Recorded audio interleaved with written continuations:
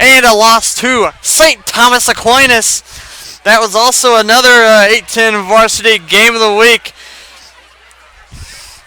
as St. Thomas Aquinas is also playing on our network tonight. They're taking on the upstart Olathe West Owls in the sub-state game.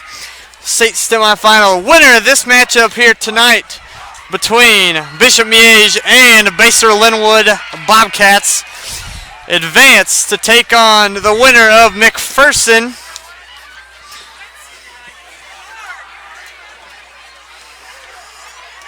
They'll take on either the McPherson Bullpups or Goddard Lions. That game being played tonight as well. It's one of our mini games. That's one of our games.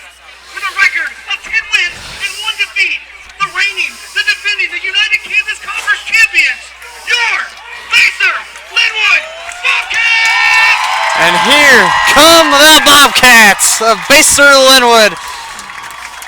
The defending, they share the United Kansas Conference title, the United Kansas League title, with Lansing and DeSoto. And they are here tonight on their home field, prepared to try to defend their home field as the 2 seed in Kansas Class 4A. Here on the east side, they are 10-1 on the year. That one loss was back in week 2 against Lansing in a game that they lost 14-13 in a very, very close clash back then. And that was a big one for, if you remember right, we had Lansing on our network a few weeks ago in their loss to St. James Academy. They were big. That was a huge matchup there. And so we're about 5 minutes from kickoff here, and so we'll take a minute and for the national anthem here on 810varsity.com. High School Choir present the national anthem.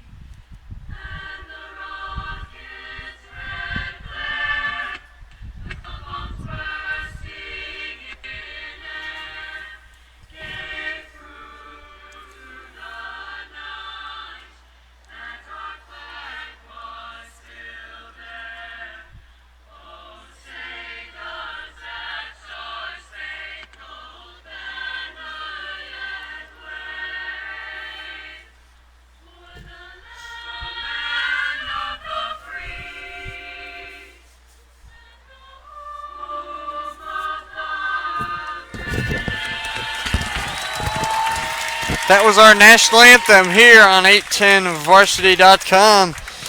We are about ready for action here on our network as I said, Bishop Miege, the Bishop Miege Sags, defending state champions, take on the Basehor-Linwood Bobcats. Miege is coached by John Holmes.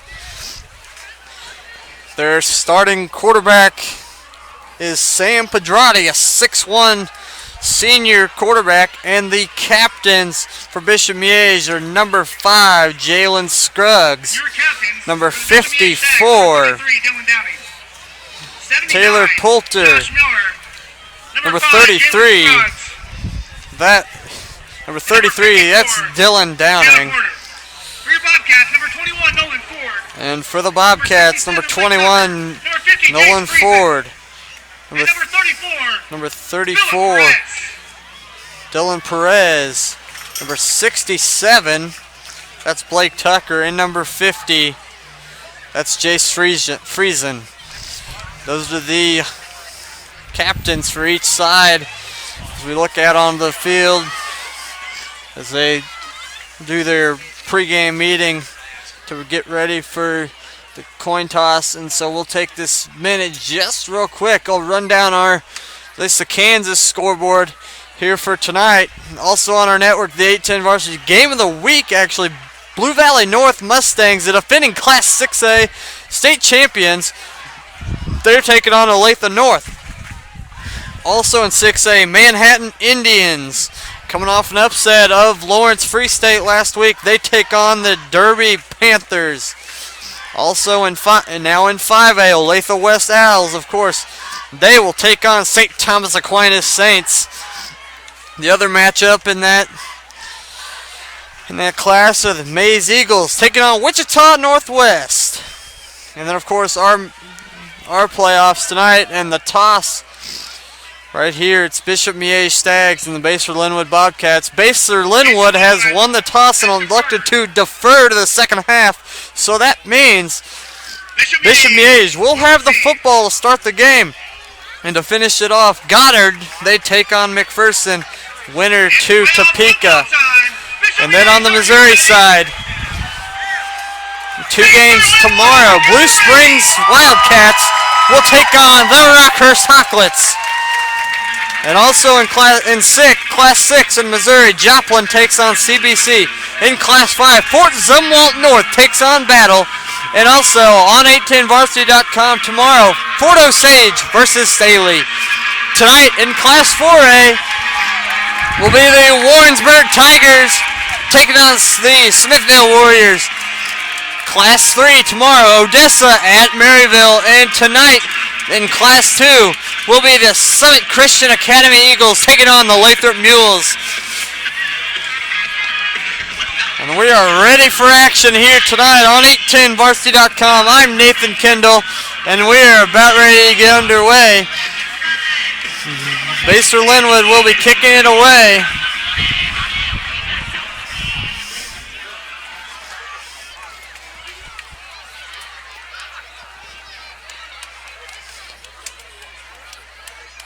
To return for Bishop Miege is Tyquez Agnew Witten. Back to receive for Bishop Miege, number 5. Oh, check that, number 5, Jalen Scruggs. And number 19, Hudson Bentley. And number 19, Hudson Bentley. They'll be kicking it away here, and as well, Philip Wesley is back. And to kick for Basehor-Linwood is number 20, Nathan Parkinson. And we are about underway here from Basehor-Linwood High School here in our 8-10 varsity game. And here we go. Ball's teed up, and we're about ready to get underway. And we are underway in Kansas 4A Sub-State. The ball's free. It'll be recovered. It looks like Miege may have jumped on it. Basehor-Linwood had a player down there, but didn't turn to catch the ball. And so Miege will take over, first down and 10. Kickoff lands at the 35-yard line. Bishop Miege will start on offense.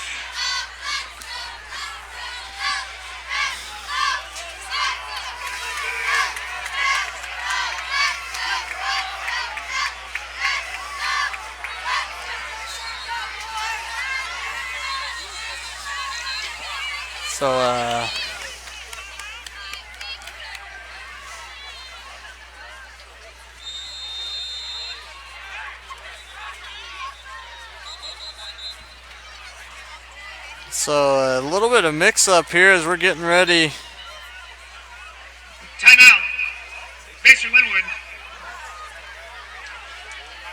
So Basehor takes a timeout before the first play of the ball game, first official play of the game for Bishop Miege. That's an interesting situation that's occurred already here. Before we even get started in the game, we hadn't even ran any time off the clock, and a timeout's been called. So Miege will come out in the shotgun. Pedrati in the backfield has Bryson Cobbins, the outstanding running back, beside him to the right. Two receivers. Man in motion. That's Scruggs. Takes snap. Back to throw. Pedrati. Going to look down the field. Deep ball. Looking for Scruggs. Open. It'll be nearly intercepted, but a flag down. A pass interference will be called. Like number 11, that'll be Joe Phillips, never turned and looked for the ball. Penalty on the play, pass interference on the Bobcats. And so that will give 15 yards to Bishop Miege.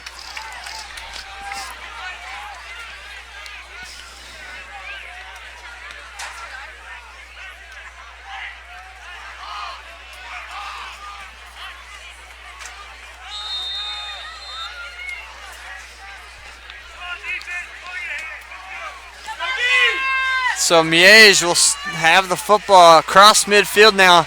They're going to hand it off to Cobbins. Cobbins met immediately and dropped for a loss. Carry by number 22, Bryson Cobbins, brought down by number 3, Brock Hofer. Number 3, Brock Hofer into the backfield to drop Cobbins for the loss. And it'll be second down and 10. They're going to go back to Cobbins. Cobbins here to the near side. Into the secondary, runs over a man, and will be dropped just short of the first down. Number 22, Cobbins, brought down by number 11, Joe Phillips. That'll bring up Joe Phillips makes the tackle, and it's third down and 2. Third and a long 2 for Bishop Miege. And their offense, Pedrati in the pistol. Man in motion. That's Jude Putz. Now back to throw. Out to the near side, open receiver, it's caught, first down and more. Pass complete to number 11. That's Philip Wesley. Inside the 25, mark him at the 23, first down and 10 for Bishop Miege and the Stags. Pedrati in the shotgun, trips to the far side, brings a man in motion. And sets him to his left. They're going to hand it off. Finally hit and brought down. That was number 8, Deontay Parker, one of the reserve running backs.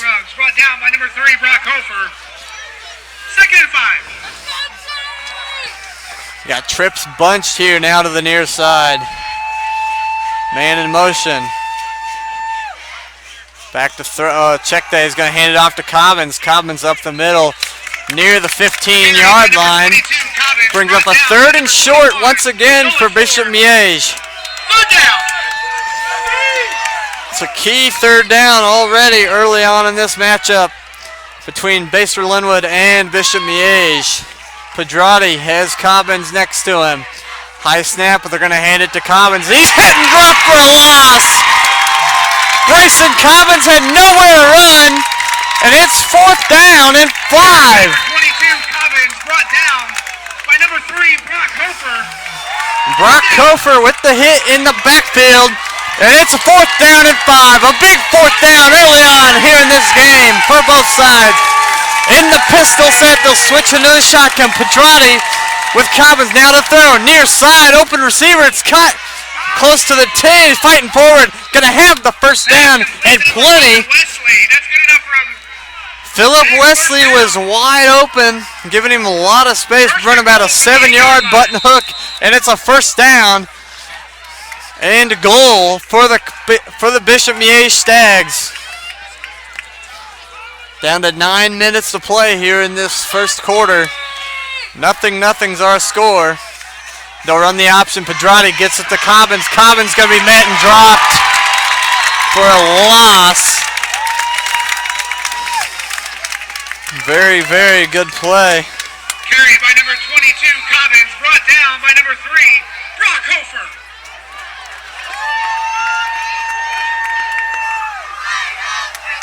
Brock Hofer with yet another big play. Now to throw, rolling to the near side. Pedrati going to take off and run. Sam Pedrati, 10-5, house. Now they'll mark him out at the 1-yard line. Sam Pedrati was close. And it's third down and goal from I mean, just right there. He's so close to the end zone. Carry by Pedrati down to the 1-yard line. Be inside the 1. Sam Pedrati with about an 11-yard run. And it's a third down and goal from the 1. This looks like Bryson Cobbins' territory. Trips bunch to the far side. It'll be Cobbins up the middle. He'll find his way into the end zone. Touchdown, Bishop Miege. Bryson Cobbins into the end zone to give Bishop Miege the early lead, 6-0 on a 1-yard touchdown run from the sophomore running back Bryson Cobbins. Extra point. Now snap back. Bad snap, and the extra point will be no good. A bad snap. They couldn't handle it. And it's going to be a 6-0. 6-0 Miege lead, and we'll take a break and be back after this on 810varsity.com. Chiefs checking from Community America gets you closer to the game. Is there any better way to get closer? Hey, man. Go long.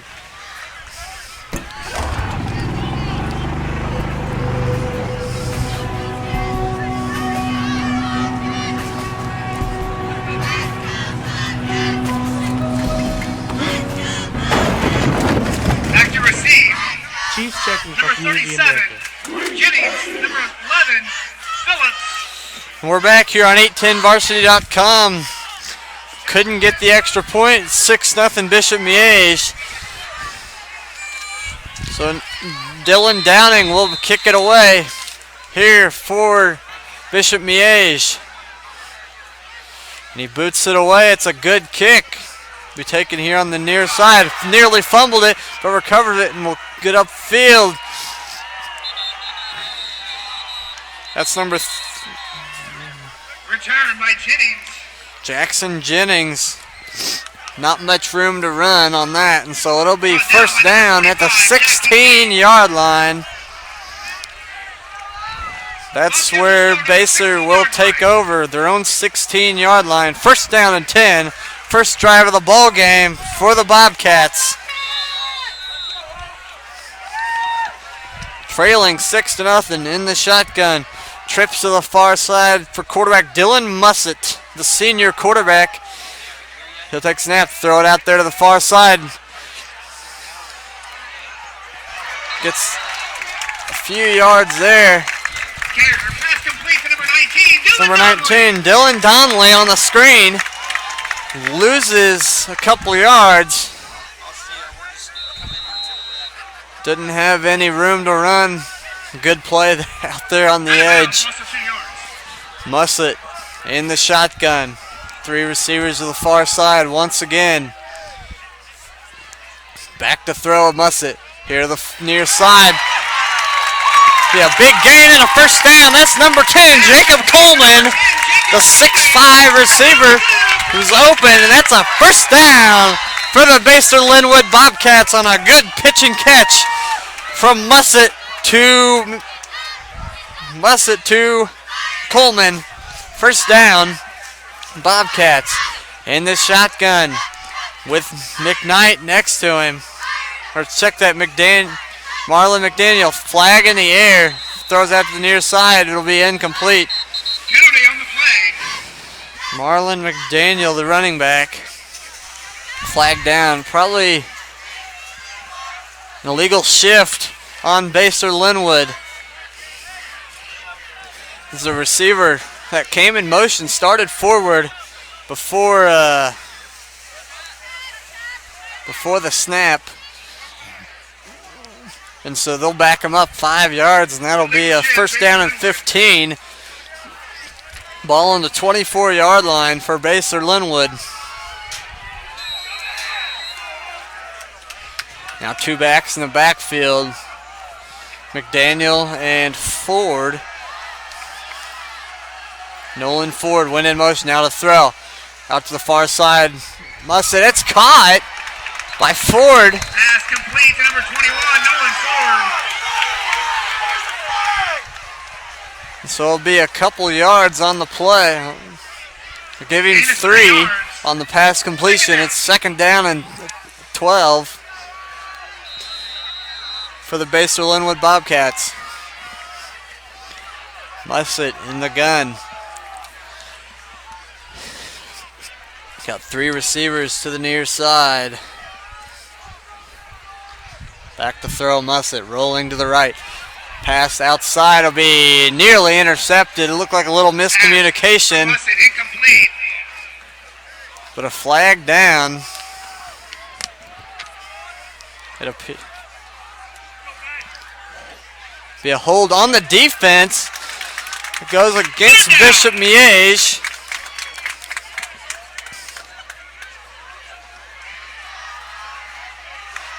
I'll move the ball forward. 10-yard penalty. Moves it forward. It'll be 2nd down.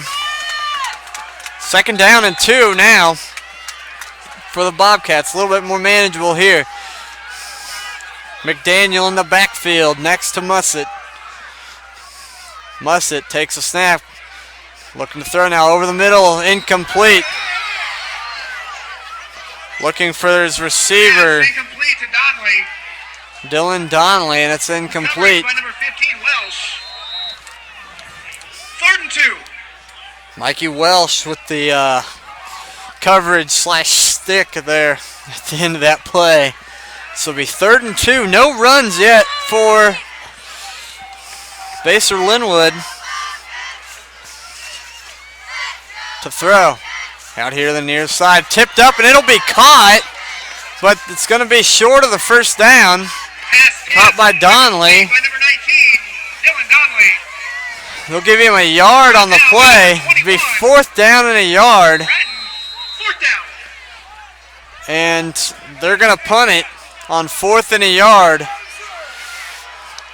And this is, if you're Basehor-Linwood, this is not really a game that you can't really afford not to take any risks, and they're not going to on this 4th down and inches.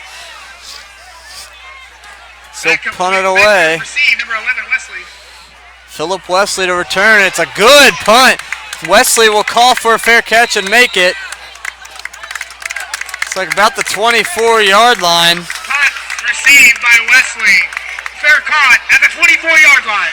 That's where Bishop Miege will take over. 1st down and 10.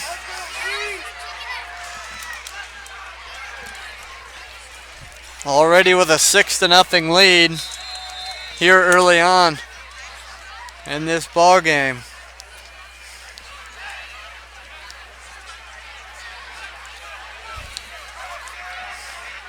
In the shotgun, Pedrati. He's got Cobbins to his right. Takes a snap, gonna hand it to Cobbins. Cobbins into the secondary, runs over a man, keeps fighting forward. Gets about 9 yards on the play for Cobbins. Gain of 7 yards.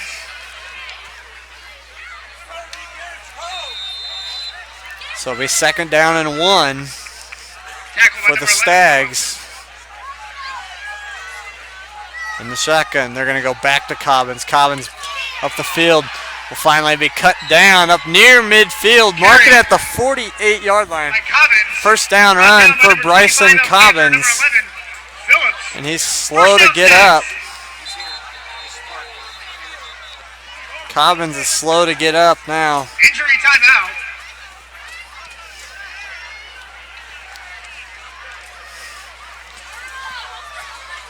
And that's not what you want to see if you're a Stags fan, is Bryson Cobbins staying down after a good carry. On November 29th versus Eudora. And wrestling on November 29th as they So travel we'll to take a Myers break Springs and be for back Barcelona. after this on 810varsity.com. High school sports fans, Trent Green here, and when I want the latest scores and news, there's only one place I go, 810varsity.com. Live scores, features, brackets, and even watch games live on the laptop, phone, or mobile device. Watch the Lee Summit, Blue Springs, and Park Hill schools, Blue Valleys, Olathes, Rockhurst, Miege, Lansing. The list goes on into Missouri and Kansas. And playoff broadcasts too, plus top 25, awards, and more. Check it out now, Kansas City's home for high schools. We're back here on 810varsity.com. Bryson Cobbins got up and walked off on his own power with the trainers next to him. 1st down and 10. for Bishop Miege. Back to throw is Pedrati. Gonna look deep down the field. Open receiver. He was looking for Philip Wesley, and it's incomplete. Had 3 guys down there, including Joe Phillips, who was the closest man to the football. Second and 10. Scruggs in the backfield now, next to Pedrati. To throw Pedrati. Far side, open receivers. Wide open over there. Be a first down. First down catch and run to about the 4. They'll give him the 39-yard line. Pass complete for 12 yards. Brought down by Kyle Cantor. First down Stags. Now in the shotgun, Pedrati. He'll hand it off this time. Cut down.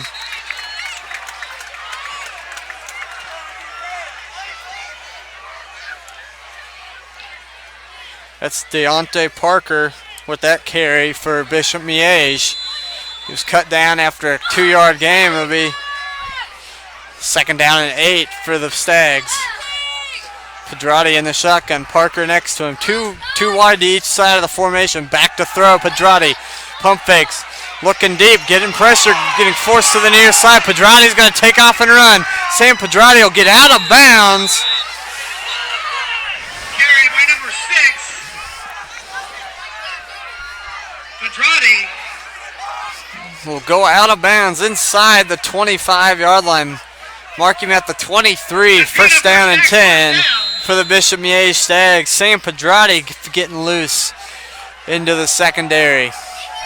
Ball at the 23-yard line. Trips to the far side. Back to throw. Check that is going to hand it off up the middle. Be Parker inside the 10. First down and more. Mark him at the 8-yard line. First down for the Bishop Miege Stags. First down Bishop Miege.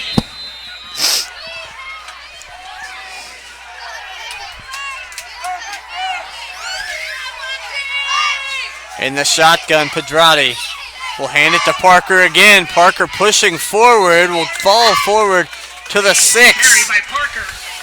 Second down and goal from the 6. Gain of 1 yard. Second and 7. Check that, they'll give him just a yard. Second down and goal from the 7.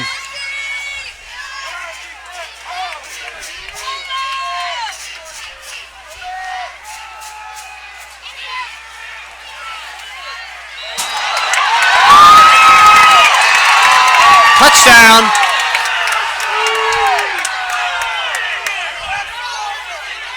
Bishop Miege gets into the end zone for a touchdown. Touchdown Bishop Miege. And it's 12-0 Miege with the advantage now.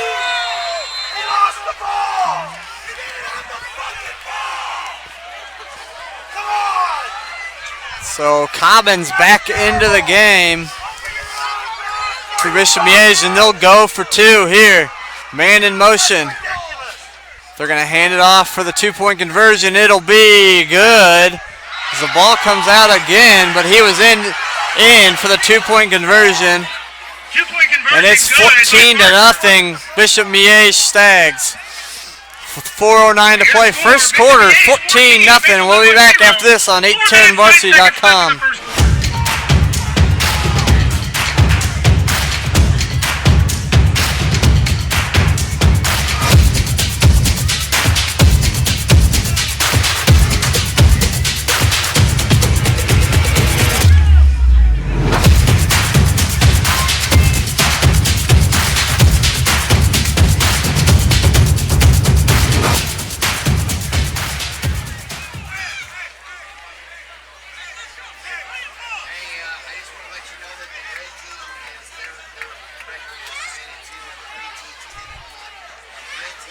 Welcome back here on 810varsity.com. I'm Nathan Kendall here tonight. 4:09 to play, first quarter.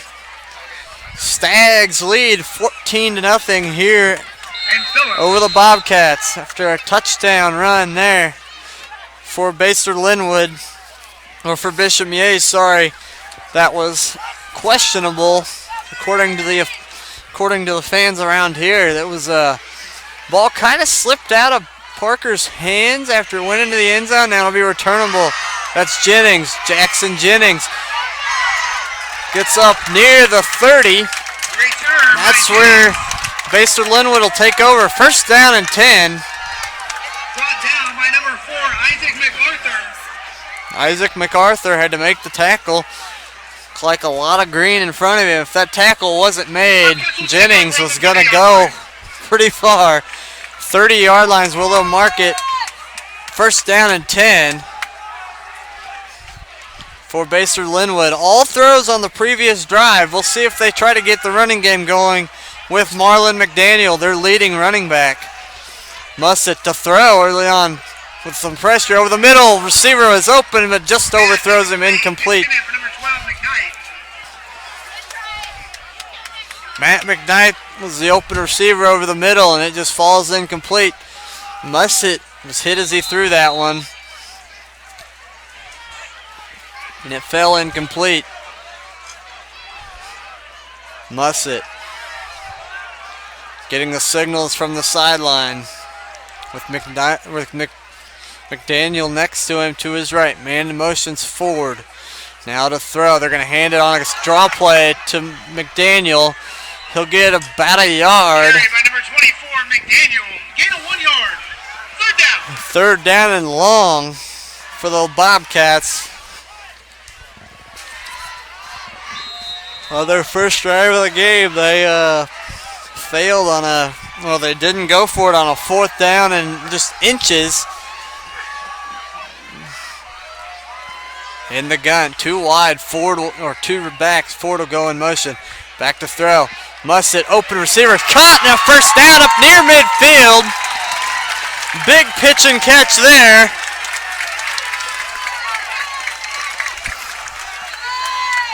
Pass complete to That number was 19, Dylan Donnelly. Number 19, Dylan Donnelly with a big catch.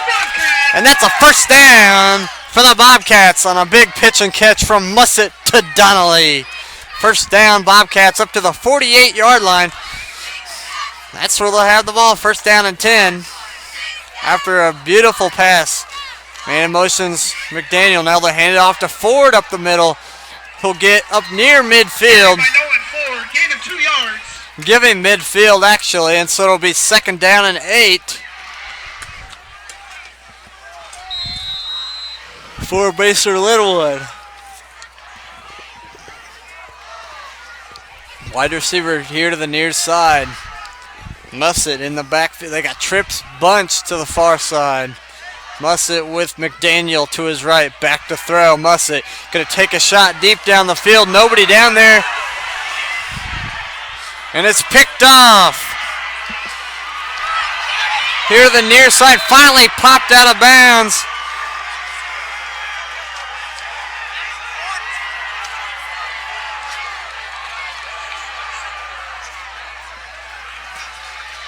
Trying to catch the number on that. Intercepted by number 21, Ratton. Ratton with the interception for Bishop Miege. And so it'll be first down for Miege. Now in Basehor-Linwood territory to the 48-yard line. Mussett just threw it up for grabs. It was picked off by Ratton. And now Basehor-Linwood now is in dangerous territory. Another score here will make this game very difficult for them to come back in. Pedrati has Cobbins next to him. Takes snap to throw. Sam Pedrati. Deep ball down the field. Open receiver overthrows his man. Incomplete. Pass incomplete. Just overthrew his intended receiver just a bit on that play. We've seen Miege try to go deep 3 times so far. One, they got a pass interference penalty. The other 2 were just overthrown and out of the reach. Now be Cobbins running to the far side. Will be met at the line of scrimmage and dropped for no gain. Bryson Cobbins had nowhere to go. And so it's 3rd down and long for the Stags. And a big play defensively for Basehor-Linwood. It's 3rd down. Pedrati barking out signals for Bishop Miege. Pedrati in the gun, 2 to each side, back to throw. Blitz coming, will be overthrown. Pedrati hit as he throws. Pass incomplete. Nolan Ford could not be stopped going up the middle on that blitz. And they bring down, well, they hit Pedrati as he threw, and they're going to force a punt. Forcing a punt is big against this Bishop Miege Back offense. to receive. 37, Jennings. With 37, Jackson Jennings will be back to return this punt for Basehor. Basehor-Linwood running on a bunch of running defenders on and off a lot. Now a flag down. And it'll be a delay of game Bishop Miege. on Bishop Miege. They'll take the flag, just back them up 5 yards and set up a better situation to punt in. So they'll be down to the 47, their own 47. That's where they'll punt from. Here with 1:32 to play, first quarter, 14-0 Stags. Number 33, Downey. Dylan Downing to punt, their big, outstanding middle linebacker. Good snap, will be a good punt, high punt, spiraling. Jennings will call a fair catch and make it inside his own 15. Bobcats will take over on the 14-yard line. At the 14-yard line, that's where Miege's defense will come out, trying to hold Basehor-Linwood once again. On offense, that'll be first down for the Bobcats from their own 14-yard line.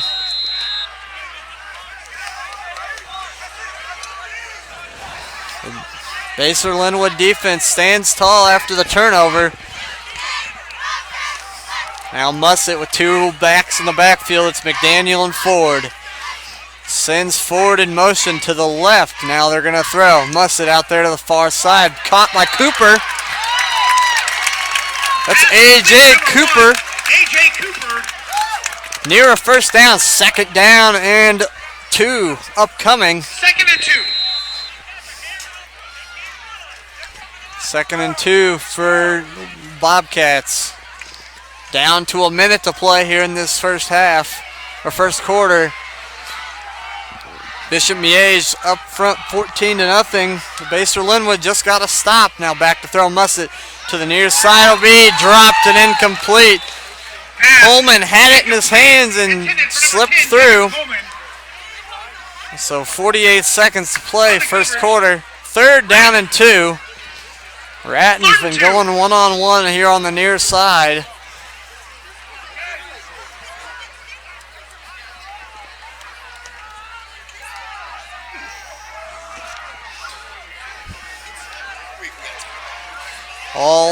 All night long so far, he's been on the near side. Now let's send McDaniel in motion. There'll be 4 receivers near side. Mussett will keep it on a quarterback draw. It's going to be close to the first down. It looks like it might be just short. By number 5, Mussett. And the punt team comes back onto the field for Basehor-Linwood.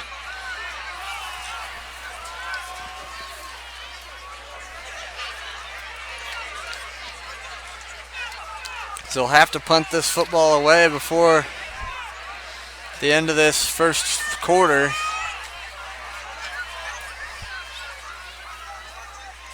Snap back, they're bringing the house, and he'll get it away, but it's not a great kick at all. It's going to take a Basehor-Linwood bounce, and it'll be downed inside the Basehor-Linwood 30-yard line. And so great field position for Bishop Miege Stags. Here, they'll run one play before the end of this first quarter.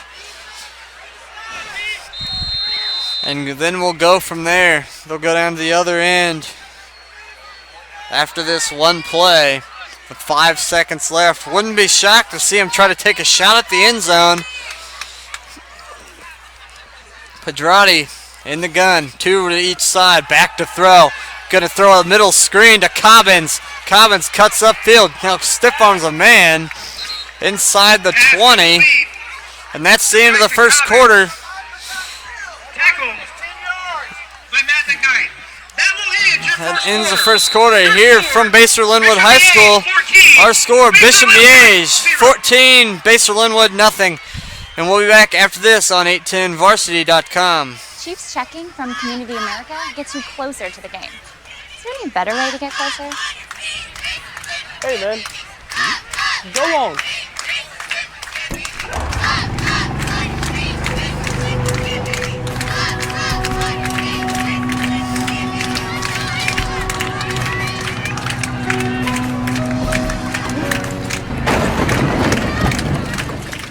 Chiefs checking from Community America.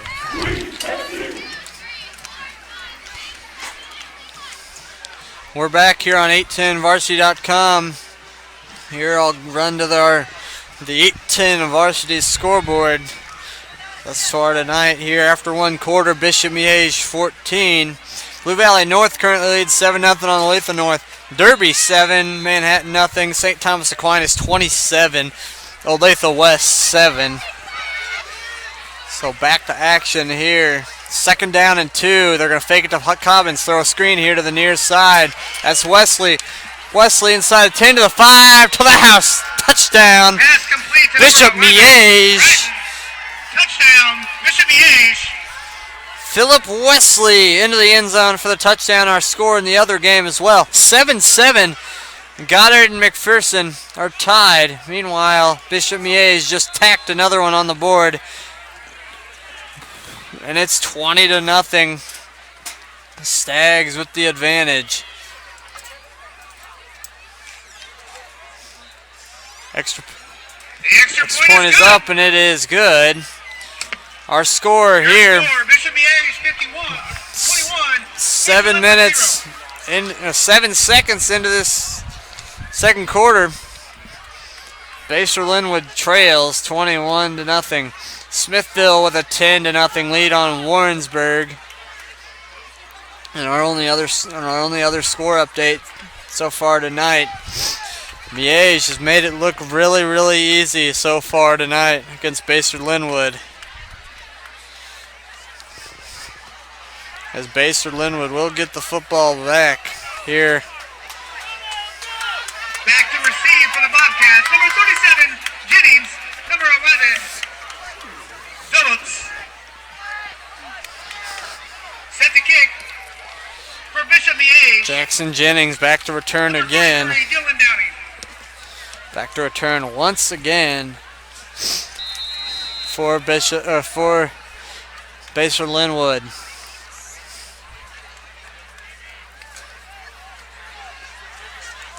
Downing to kick. Dylan Downing, outstanding linebacker, also the kicker here for Bishop Miege. 11:53 to play first half. 21-0 Stags with the lead. They'll kick it away. Be returnable for Jennings. They're going to fake a reverse, and it's not going to phase Bishop Miege.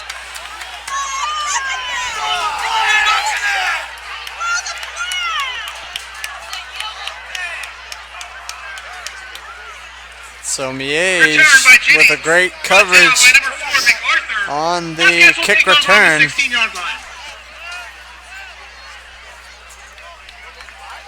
So it'll be there. It'll be Basehor-Linwood ball at the 16-yard line.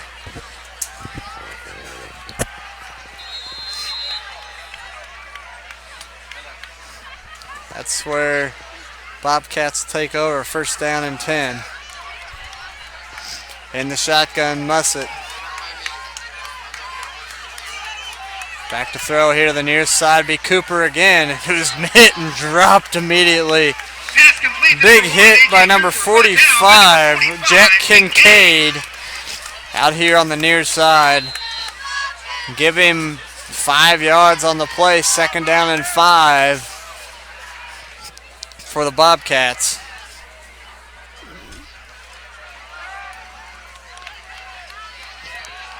Mussett with 2 backs in the backfield.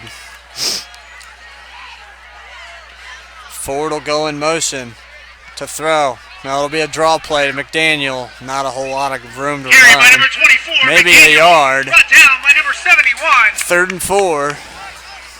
Sean Ryan. 3rd down.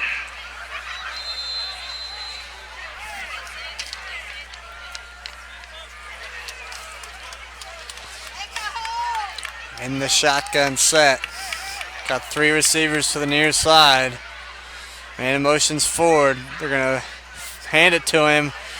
Trying to get around the edge. Nolan Ford will be across the first down marker. First down for Basehor-Linwood Bobcats. First down for the Bobcats. On their best carry of the night for Nolan Ford that time. It's first down Bobcats up to the 28-yard line. Takes the snap. They're going to run the option. Out to McDaniel. McDaniel, not a whole lot of room. Carry by McDaniel. Give him- Brought down by number 33, Downing. Give him about a yard. Give him a couple yards, actually, so it'll be 2nd and 8 from the 30. For Basehor-Linwood has the football.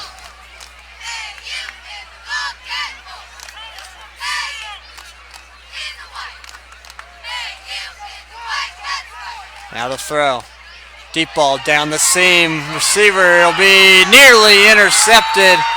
Coverage on the play by Grant Fussell. Number 42. Grant Fussell. It's incomplete. Good coverage deep down the field. The pass was nearly intercepted.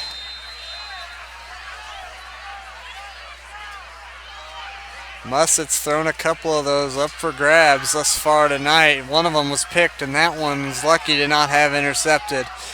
In the gun will send forward in motion to the near side. Bad snap, and Mussett's just going to have to jump on it down inside the 20 to the 15. So it's 4th down and long. Punt formation once again for the Bobcats.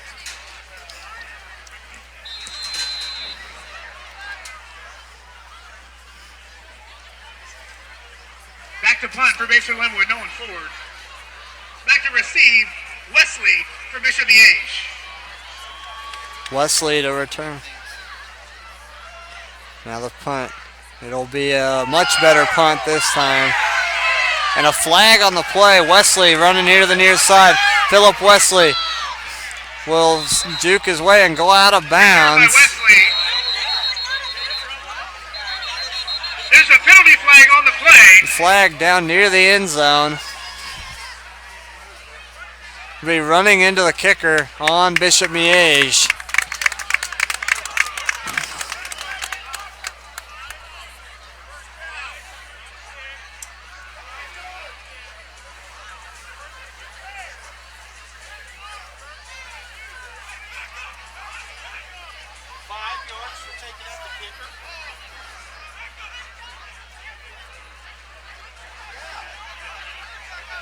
So they're going to re-punt this one, it looks like. They'll re-kick it. Here they'll move it up 5 yards and re-kick it on 4th and 17. Running into the kicker on Bishop Miege. Repeat 4th down.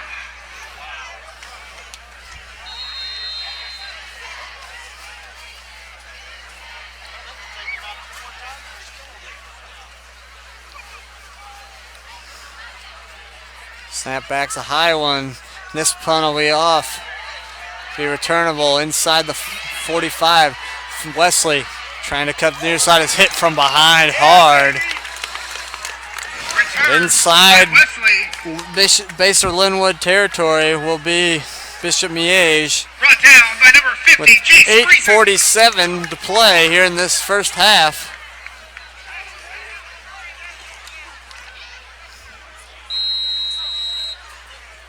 First down.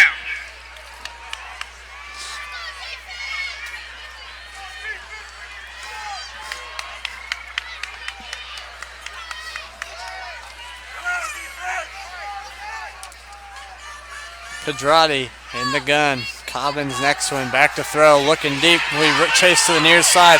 Pedrati's going to take off and run with it and be forced out of bounds. By number 6, Pedrati.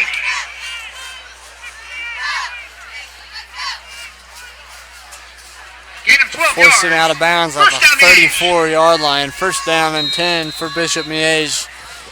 Moving the ball well thus far tonight. Now to throw. I'll check that. They'll hand it off to Cobbins. Cobbins to the far side. Flag on the play as Bryson Cobbins was pulled By down. number 22, Cobbins, brought down by Nolan Ford. Penalty flag on the play. Holding on Bishop Miege. That'll back him up 10 yards from the spot.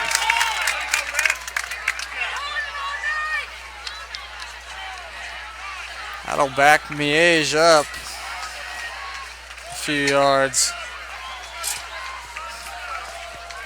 They'll mark it back to the 41-yard line. This will be first down and 17 for the Stags. Clock will run. 8:30 to play. Pedrati takes the snap, pump fakes. Looking to the far side will be a screen, and nobody over there. Pass incomplete. Pass goes incomplete.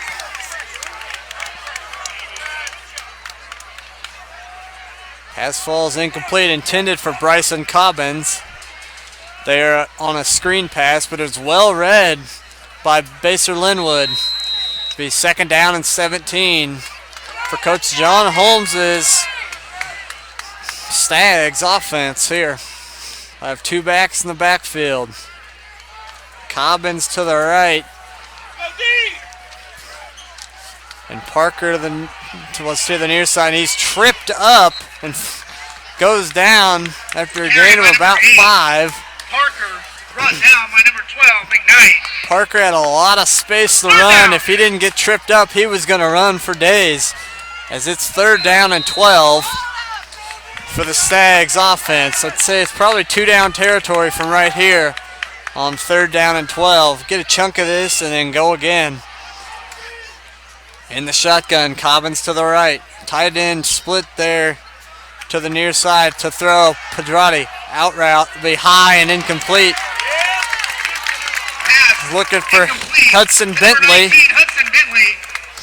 And it looks like they're set to go for it. Nobody's leaving the field. Fourth down.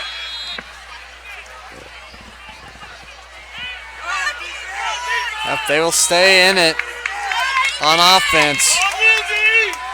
Connor Doble leaves the field, a tight end. Sprints off the field, Pedrati. They've got 4 wide receiver spread with Cobbins next to Pedrati. Back to throw, Pedrati. Outside, open receiver will be incomplete. Just dropped by Bentley. And a hold for Basehor-Linwood. And they'll take over first down and 10 at the 36-yard line. That's where the Bobcats will take over first down. With 7:38 to play here in this first half.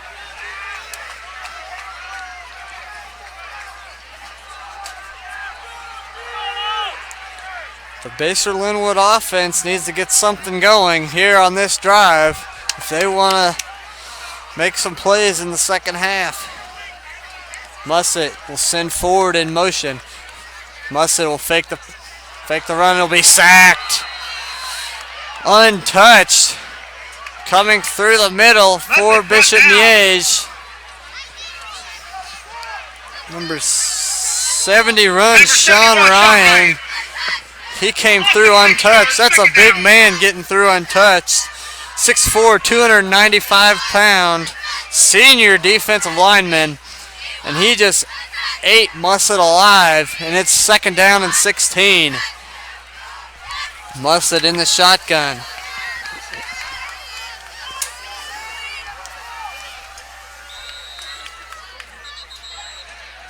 It'll be a delay of game now on Basehor-Linwood. That just Goes from bad to worse for Basehor-Linwood Bobcats. Makes it 2nd down and 21.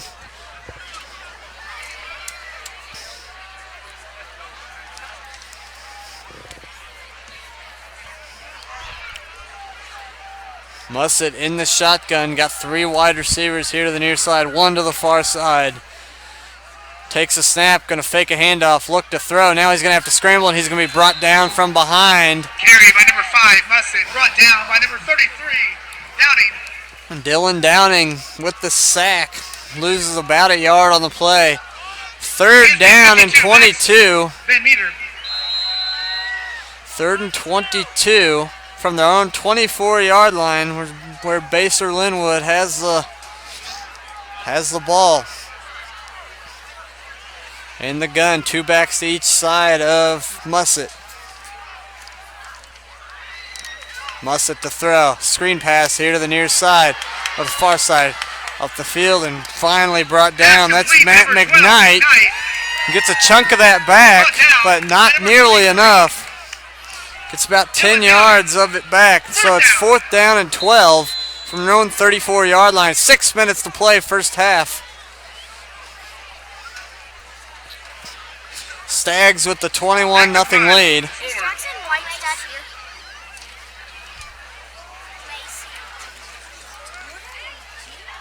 In the punt formation, back to returns Wesley. A short snap. This one will be punted away. Will be taken by Wesley. He'll run with it to the near side, and nobody's going to touch him, or nobody's going to get a block, and he's going to be brought down immediately at the 31-yard line. That's where Bishop Miege will take over. 1st down and 10 on their drive with 5:35 to play here in this first half. Stags with a 21-0 lead. First down, Miege. With the football once again.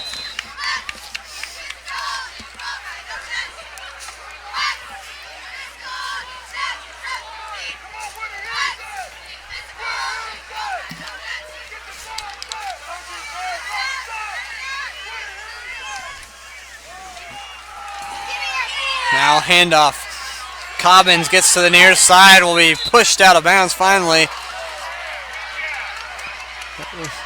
Cobbins was kind of bumped out late. Carry by number 22, Cobbins. He was not quite out of bounds, but nearly went into that bench here to the near side, did Bryson Cobbins.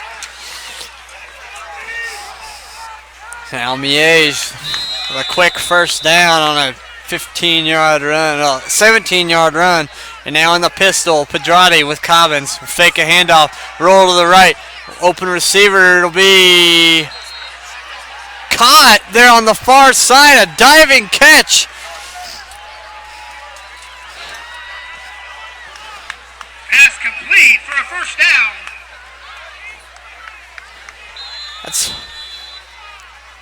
That's Hudson Bentley with an absolute outstanding catch on the far side.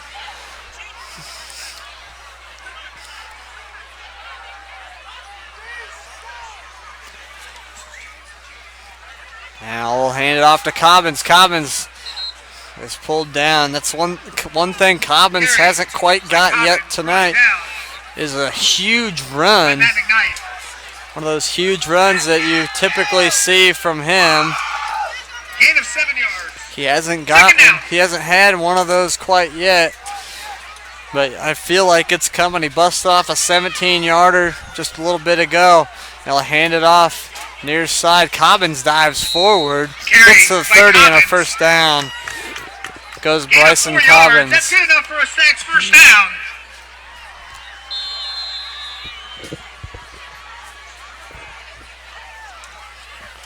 So it's 1st down for the Miege Stags. Here with under 4.5 minutes to play, first half. Pedrati loses the ball and will fall on it himself. Fumble. High snap slipped through his hands, and he'll recover it back to the 37-yard line. 2nd down and 6. 2nd down and 16 for the Stags.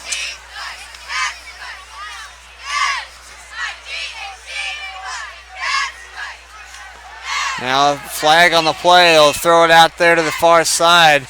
Got a first, up near a first down. Looks like they probably got it. Number 8, Parker. Brought down by Austin Colson. Flag on the play.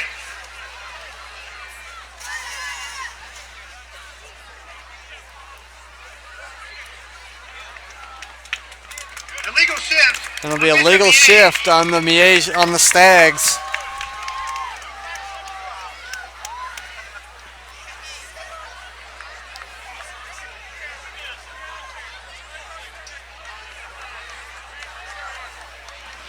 So that'll back them up even further. 2nd and 21 for the Stags at the Basehor-Linwood 41-yard line.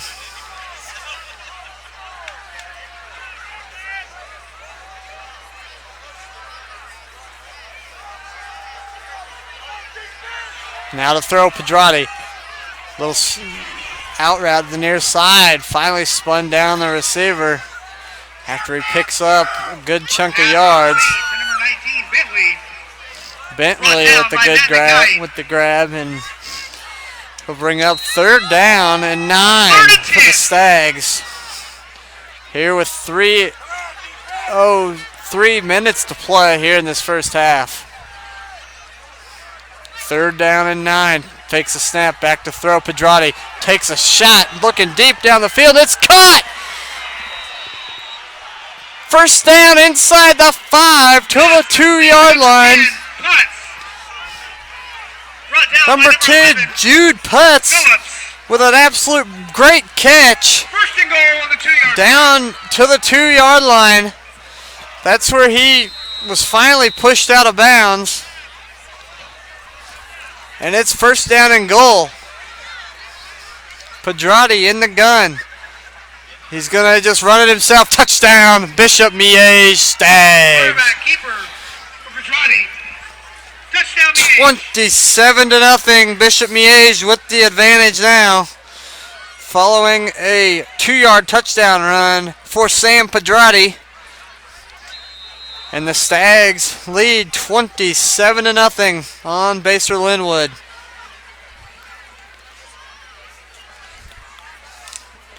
For 57. It's Brendan Shea. The kick was no good. 27-0 is our score with 2:50 to play in this first half. Stags 27. Bobcats nothing. We'll take a break and be back after this on 810varsity.com.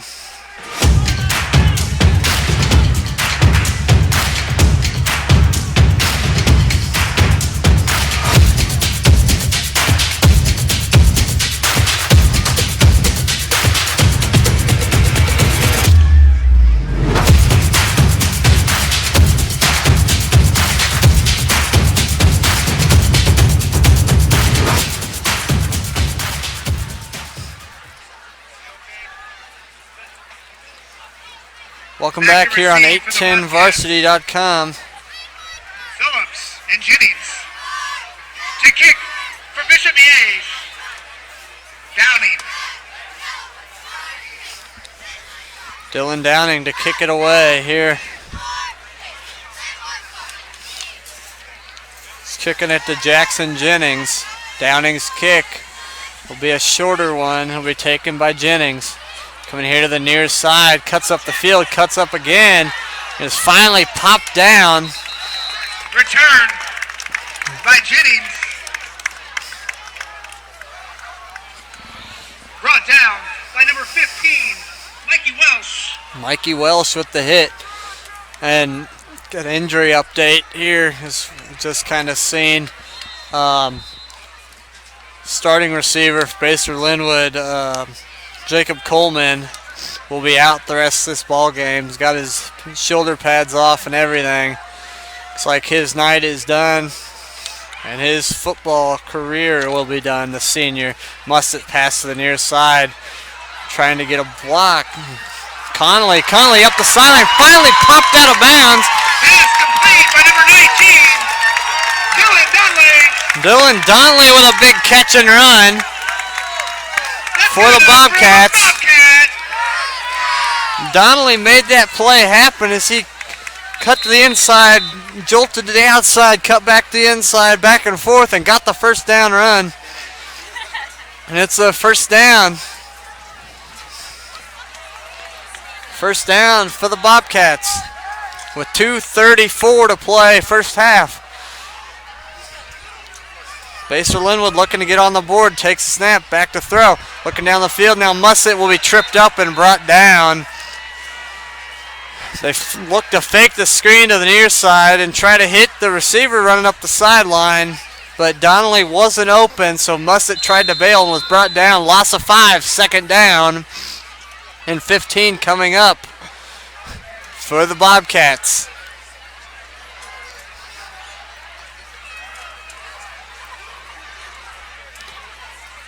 Three wide to the near side. Back to throw.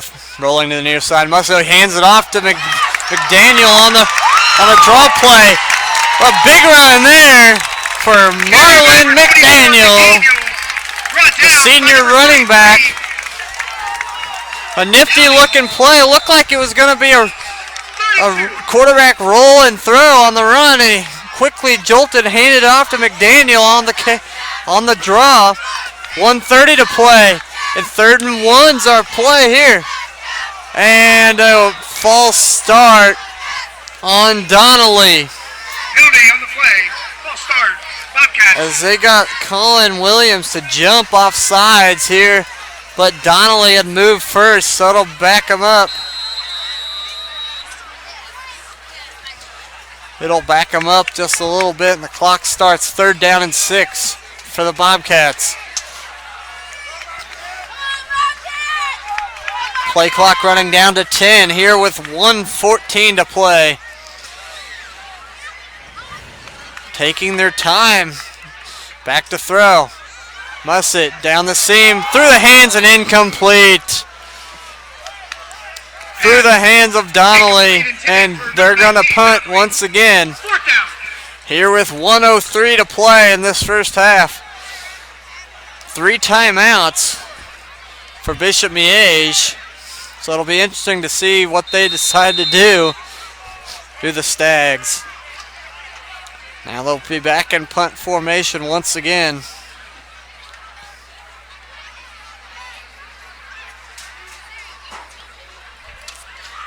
Good snap, and it'll be booted away. This ball will stay in. Picked up by Wesley. Wesley brought out of bounds at the 5.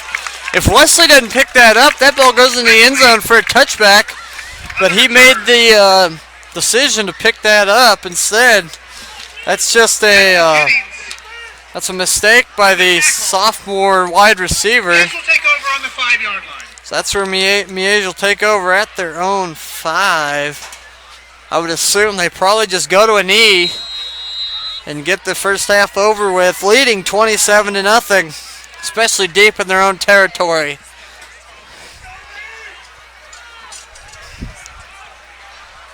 Looks like they're going to line up. They're actually going to get into the shotgun. Pedrati will have Cobbins back there to his left. Sam Pedrati takes a snap. Will throw, actually. Looking down the field. Fires it into the middle, and it's intercepted! Pass intercepted by number 25, Kyle Alcantara. And so Basehor-Linwood now has the football with 49 seconds to play in this first half, trailing 27-0. A mistake by Pedrati, one that's few and far between for the Bishop Miege quarterback. First down and 10 from the 39-yard line. And Basehor-Linwood has the ball back. They weren't expecting that to happen. So the Bobcats, Mussett will take the snap, fake the handoff to McDaniel. Look deep down the field. Open receiver will be caught. Touchdown! Touchdown, A.J. Cooper! And it's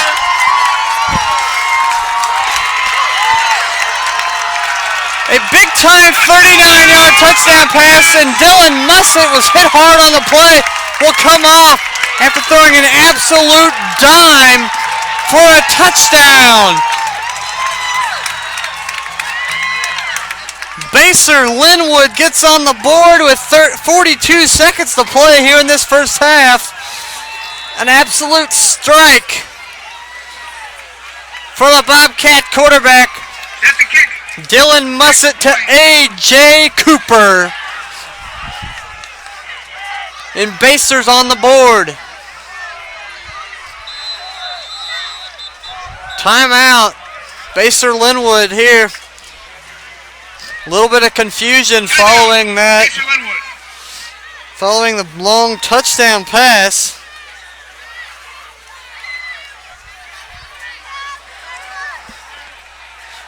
But an absolute strike from Mussett to Cooper. And Cooper just outran the corner on the far side of the field and ran under it and went into the end zone for a touchdown.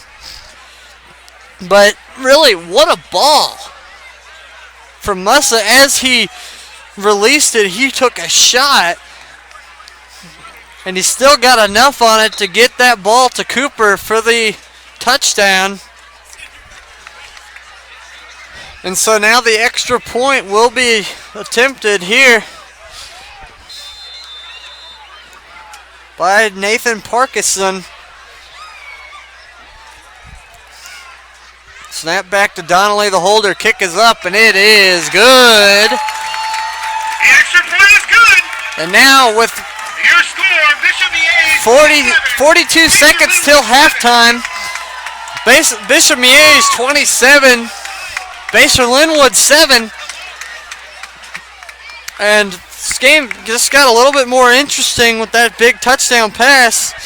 It was following the first real mistake made by the Bishop Miege Stags. And Sam Pedrati throwing the interception that set that play up. First play from that scrimmage on that drive. Touchdown pass, Mussett to Cooper. So I look for them now. That's something to build off of. If now you stop Miege here in 42 seconds, you get the stop, you get the ball right back. And if you score again, this game just got a lot more interesting.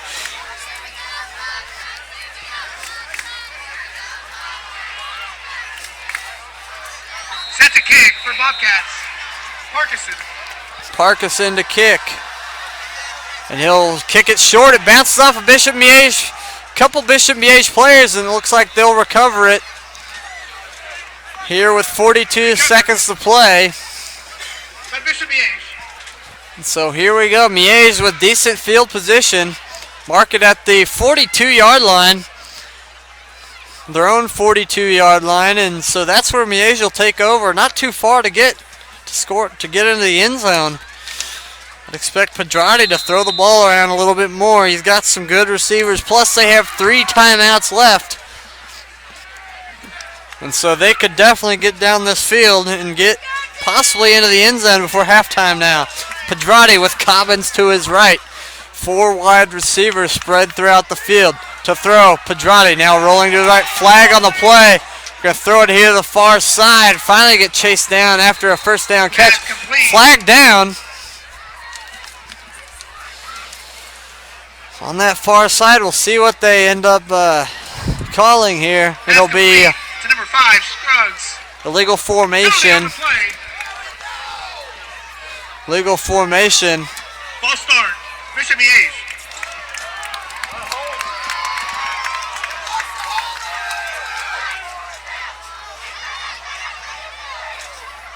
So they'll back him up 5 yards and they'll try again. 34 seconds to play. It'll be first down and 15 now for the Stags. Pedrati has Cobbins to his right. 4 wide split through the formation. Back to throw is Pedrati. Going to throw it here to the near side. Be tackled inbounds. Good tackle there. As they grab Hudson Bentley before he could try to get out of bounds. But a timeout called with 18 seconds left. 18 seconds left here in this first half. It'll be 2nd down and 5 upcoming after the 10-yard pass.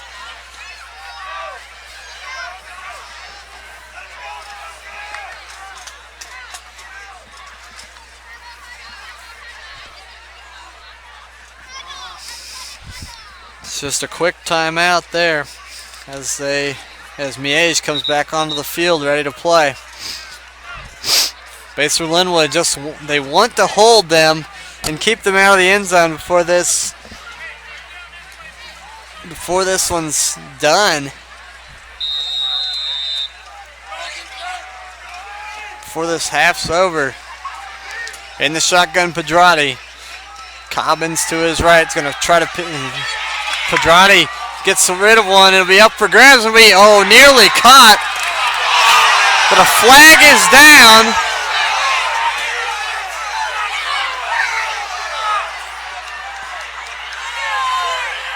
Flag down. Penalty flag on the play. Looks like a pass. Actually, they'll get a holding on the defense. Holding on Basehor-Linwood. Holding on the defense with 11 seconds to play first half.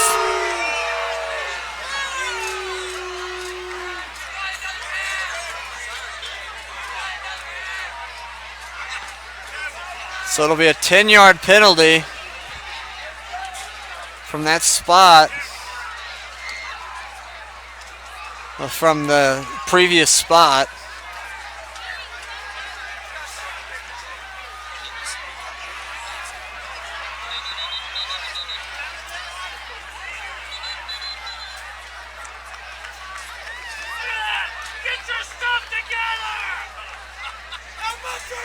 Now the officials will talk over what's going on.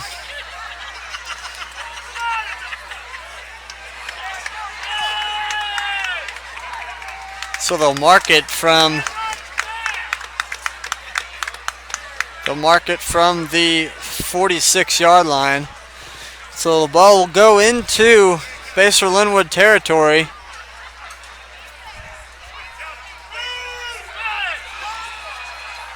To the 43. It's be 11 seconds till halftime. 27-7 is the score. Bishop Miege with the advantage.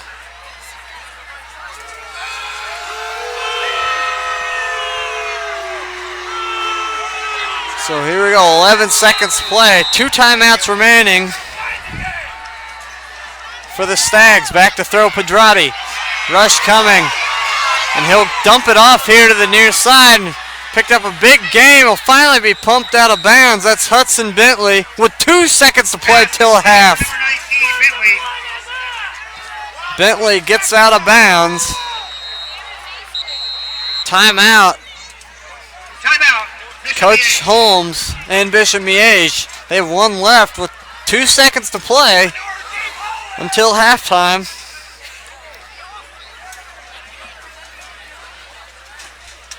And so really this play, they don't really have a outstanding field goal kicker, so I would expect to see them probably throw the ball up towards the end zone or throw it underneath and try to get a good catch and run from one of their top receivers like a Philip Wesley or Jalen Scruggs or Hudson Bentley, or even a screen pass to Bryson Cobbins out of the backfield. So a big play here really for both sides. We're 2 seconds away from halftime. If Miege can score here, they could really hurt the spirits of Basehor-Linwood. If Basehor-Linwood can get a stop, they get the ball back. Now to throw with Pedrati. Looking down the middle of the field will be caught. And they're going to throw it back behind to Cobbins. Cobbins will be, as they flip it up for grabs, and Pedrati will go down with the ball. And that's the end of the first half, but a couple flags on the play. Couple flags on the play.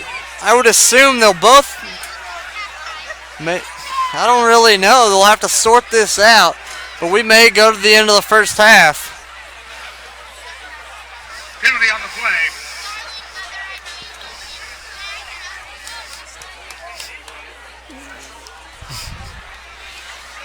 as they'll talk this over before we go to halftime. This is a lot of chaos ensued following that completion. They got the ball all the way to the 2-yard line before they started throwing it around backwards.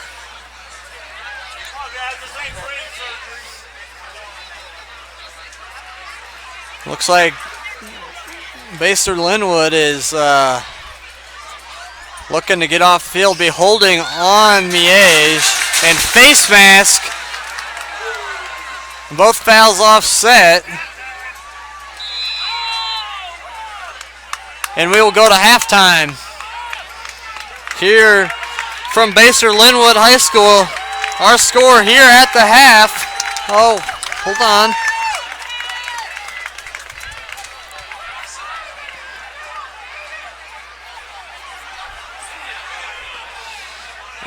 They're still going to try. They're still sorting this out.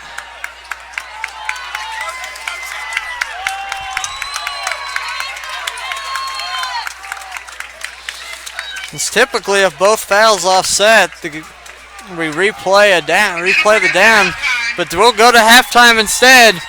Here from Basehor-Linwood High School, Bishop Miege 27, Basehor-Linwood 7. And so we'll be back after this on 810varsity.com with halftime stats and some score updates from around the rest of the state of Kansas and what we have in the state of Missouri. So we'll be back after this on 810varsity.com.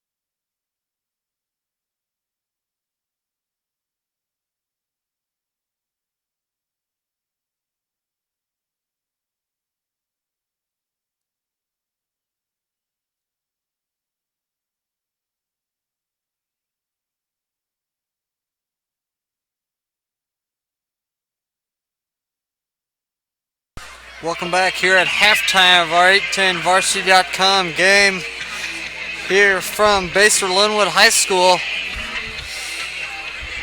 Basehor-Linwood trails Bishop Miege 27-7. Just some statistics here at halftime of our game. Bishop Miege has 266 yards of offense, 101 on the ground and 165 through the air. They're led passing-wise. Sam Pedrati, 12 of 21 for 165, 1 touchdown and 1 interception. Pedrati has 6 carries for 40 yards and 2 touchdowns. And Bryson Cobbins, 13 carries, 35 yards and a touchdown. Receiving-wise, Hudson Bentley is the leader, 6 catches for 82 yards. Philip Wesley has 3 catches for 47 yards and a touchdown. Jude Putz with 1 catch for 28. Bryson Cobbins, 1 catch for 8 yards. Leader on defense is Dylan Downing with 6 tackles. Basehor-Linwood's side, 115 yards of offense. They have 11 carries for 2 yards rushing total, and passing 11-18 for 113. And that is Dylan Mussett, 113, and 1 touchdown and 1 pick. Marlon McDaniel, 4 carries for 17 yards. Nolan Ford, 2 carries, 6 yards. Dylan Mussett, 4 carries for -6. And as a team on the bad snap, they lost 15 yards, so one carry for -15 there. A.J. Cooper, leading receiver in the first half with 3 catches for 54 yards and a touchdown. Dylan Donnelly, 4 for 31. Jacob Coleman, 2 for 15, and he is out for the rest of this ball game with an injury. Matt McKnight, 1 for 10, and Nolan Ford, 1 for 3 to lead Basehor-Linwood on offense. And so with that, we'll take a quick look at our 810 varsity scoreboard here in week number 13, the state sub-state finals here in Kansas. Missouri, they in class 6, they're in the state semifinals as well. Rockhurst, none of those games are going on. Class 5, they're in the state quarterfinals. Battle leads Fort Zumwalt North 14-12 in one of the sides of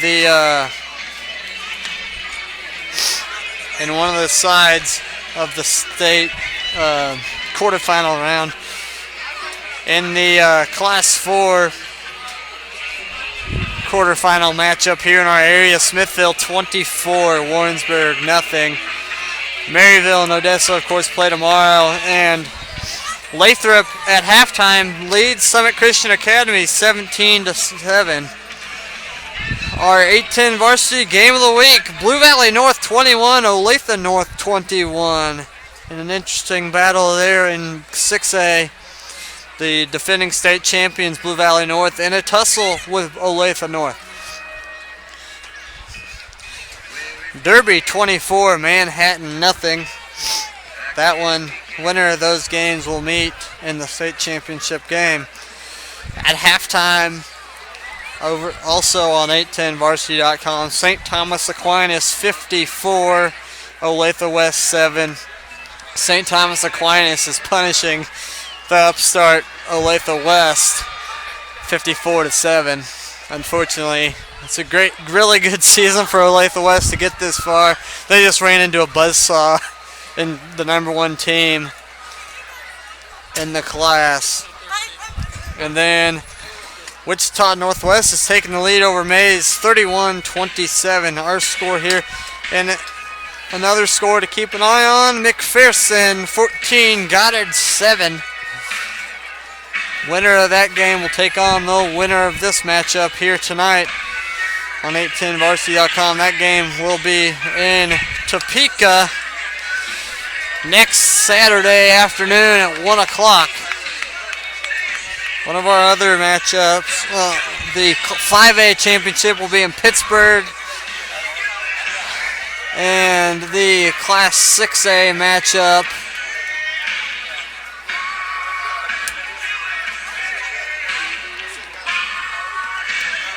6A matchup will be in Emporia at Emporia State University. So tonight we will have our big time, our state championships figured out around the state of Kansas. The games will be decided tonight around the state of Kansas with this one, first of all, 27-7, and our game that's been close. It's been dominated really by Bishop Miege, and Basehor-Linwood getting back into it there late in that half. First of all, holding Miege out of the end zone late. They are literally right before halftime, and them scoring that touchdown there, that 39-yard pass from Messett to A.J. Cooper to make this a 27-7 ball game. So this being a much closer ball game than it seems, just a 20-point advantage. And Miege will kick the football to Basehor-Linwood here to start the second half.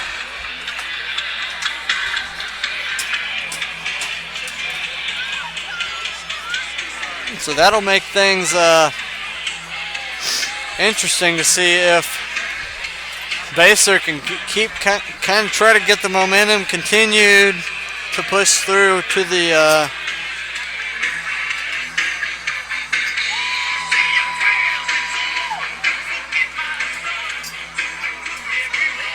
we'll see what happens here in this second half.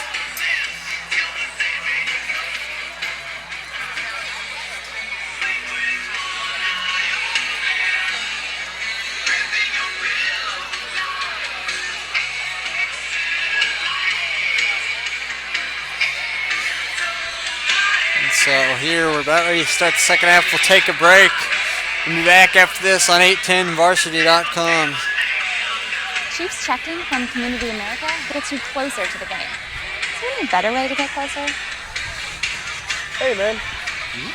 Go long.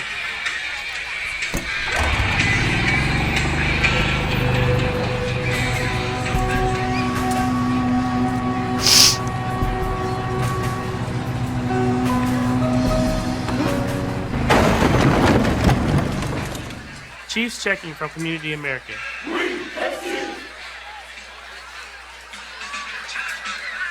High school sports fans, Trent Green here, and when I want the latest scores and news, there's only one place I go, 810varsity.com. Live scores, features, brackets, and even watch games live on the laptop, phone, or mobile device. Watch the Lee Summit, Blue Springs, and Park Hill schools, Blue Valleys, Olathes, Rockhurst, Lansing. The list goes on into Missouri. I wasn't quite ready. And playoff broadcasts too, plus top 25, awards, and more. Check it out now, Kansas City's home for high school sports, 810 Varsity.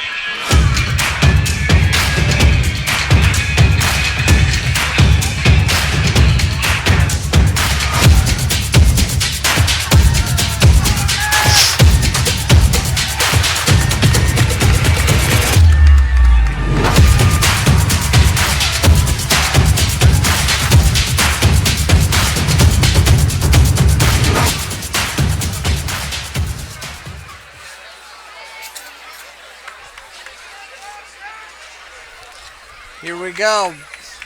There's a setting on these cameras so that you don't have the auto shut off. We'll have to mess it so next time, yeah. So you know, because it shuts off every couple minutes, and I got to restart it. So.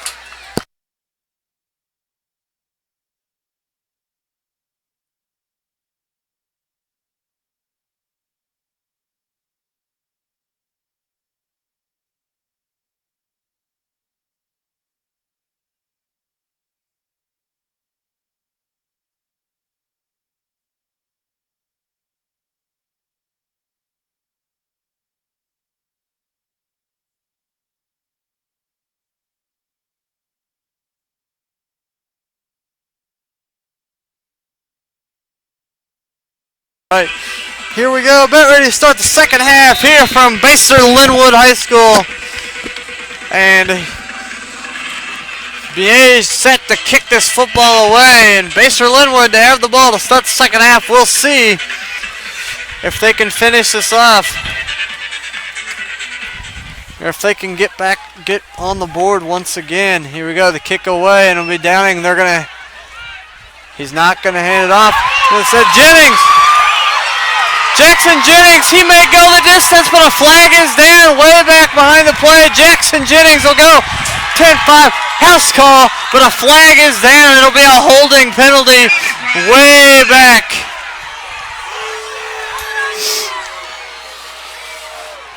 Unfortunately for Jackson Jennings, this will be called back, and it'll be a first down deep in their own territory.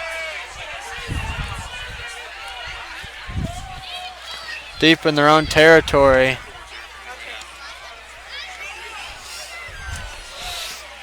For Basehor-Linwood, unfortunately, they get a big play, and it's all for naught with the holding. Basehor-Linwood. Bobcats will take over.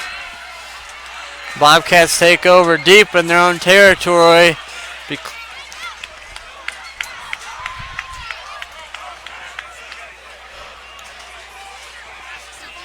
Be the 11-yard line to be exact.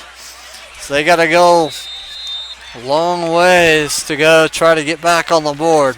Here we go, Cooper here to the near side. Guarded by Ratton. Mussett has trips to the far side. That's where they set up to run a screen pass earlier on, same formation. And that's what it's a fake one. It'll be a read option, and Mussett, not much room to go. Maybe a yard. Give him a yard on the play. Second down and a long 8.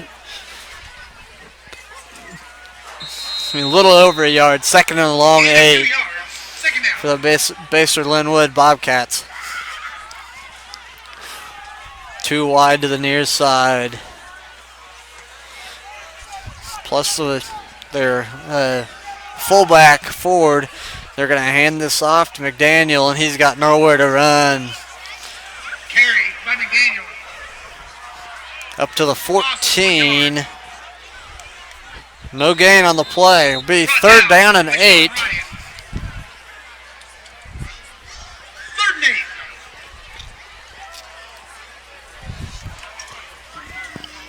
8. In the gun, 2 backs. Ford and McDaniel in the backfield now. They're going to hand it off. Ford to the far side of the field. Popped out of bounds. Carry by number 21, Nolan Ford popped down. So punt formation now for the Bobcats as they go very conservative to start that drive.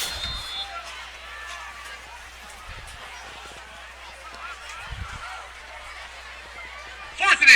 Back to punt for the Bobcats. Noah Ford. So Ford to punt, and Wesley back to return the punt now. Snap back to Ford. He'll get it away. A good punt. And it'll be caught by a... Punt down to the 46-yard line. Bishop Miege will take over. Miege will take over now in Basehor-Linwood territory.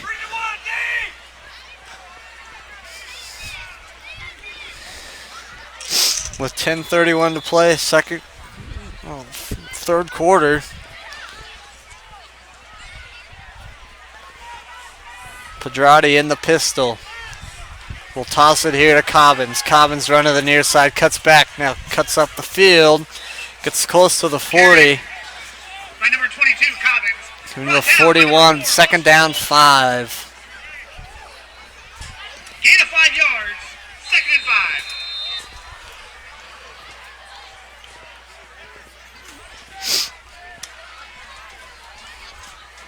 In the shotgun, Pedrati, he's got 2 running backs, one to each side of him now. It'll be Cobbins. Cobbins is brought down, got the first down up to the 35. Brought down by Kyle Alcantor.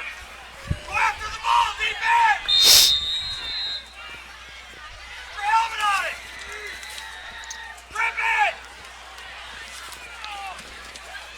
Be first down and 10 at the 35-yard line. Back to throw. Pedrati, far side. It'll be bobbled but caught, and a first down catch and run. Pass complete for 14 yards.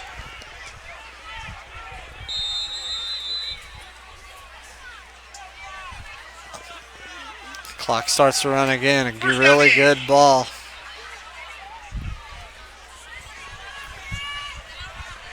Now to throw. Pedrati being pressured, and he's sacked. Number 97. 87.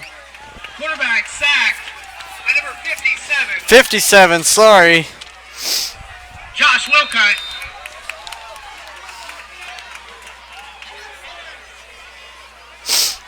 A sack there for Basehor-Linwood. Now it's second down 20. Back to throw. Pedrati being pressured again. Be a screen pass to Cobbins. Cobbins getting up the field. Pass complete to number 22, Cobbins. Bryson Cobbins gets a chunk of it back up to the 30, well, the 25-yard line. Check that. Third down 12 for the Bishop Miege Stags offense here, following the sack and an 8-yard screen pass to Bryson Cobbins. They're going to take their time getting set for this. They're calling out the signals. This is Sam Pedrati. He's got Cobbins to his right. 3 wide to the far side. Back to throw. It's going to be over the middle. Pass caught. Spin move down to about the 5-yard line. Marking him at the 6. And a first down. A big play to Hudson Bentley. And a first down and goal. First and goal from the 6. First down and goal at the 6-yard line. That's where...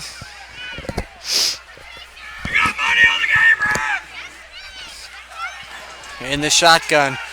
They're going to hand it off to Cobbins. Cobbins spun down, flagged down. It's in the area of a face mask.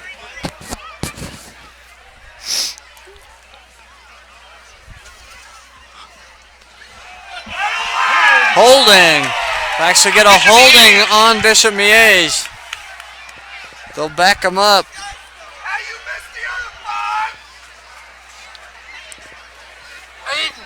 Hayden Wayne. Hayden. So it'll back him up 10 yards to the 15-yard line. First down and goal from the 15 to throw. Pedrati pump fakes. Looking at the screen here on the near side. Ball up in the air, nearly intercepted. And a flag down. Incomplete to number 22. 2 flags come in late. Penalty flag on the play. Looks like a couple late hits possibly coming up on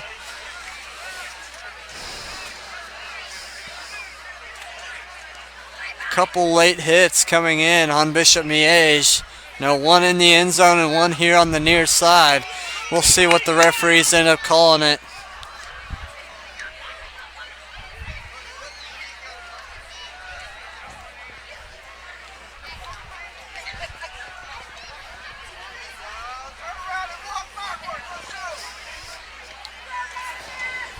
Now the referee's sorting it out. They are going to start marching back the other direction. Dead ball unsportsmanlike on Bishop Miege, and a dead ball unsportsmanlike on Bishop Miege. Dead ball. Unsportsmanlike conduct. So they will assess these penalties, and I believe they'll even assess them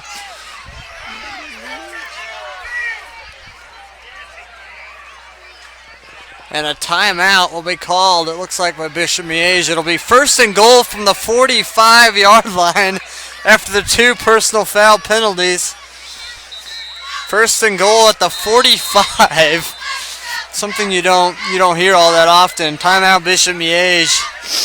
With that, Timeout, Bishop Miege. I know exactly what Coach John Holmes is doing. He's going to try to get a hold of his team and try to get them to chill out just a little bit following the back-to-back personal fouls. And so they need to get a hold of this before it gets worse for their team. So I like what Coach Holmes did right there and get the timeout so he can maybe save some of his players. So 1st and goal from the 45. Something you don't typically say a lot. Actually, check that. It'll be second and goal from the 45 with 7:37 to play. 3rd quarter. 2nd down goal. Gives Miege a lot of room to work with some of their plays. A screen pass to the far side. Bentley got finally knocked out of bounds, but a flag down at the 40. So another penalty coming on Bishop Miege. Holding on Bishop Miege.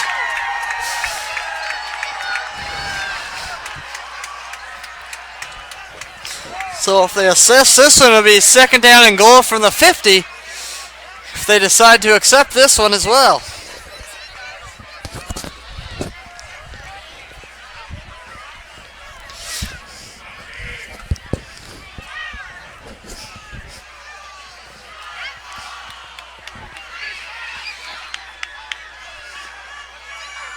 And they'll actually decline it to make it 3rd down and goal. Block in the back on the Miege.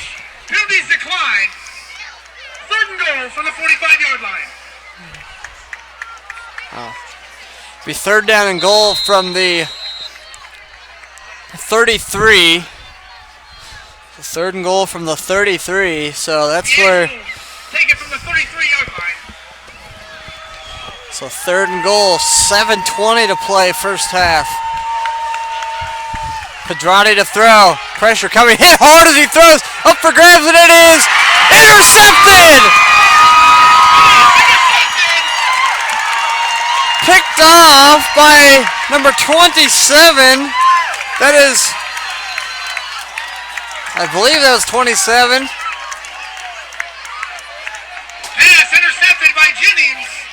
Check that. It's Jackson Jennings, number 37. But the ball will be marked at the 1, unfortunately. Bobcats will take over on the 1-yard line.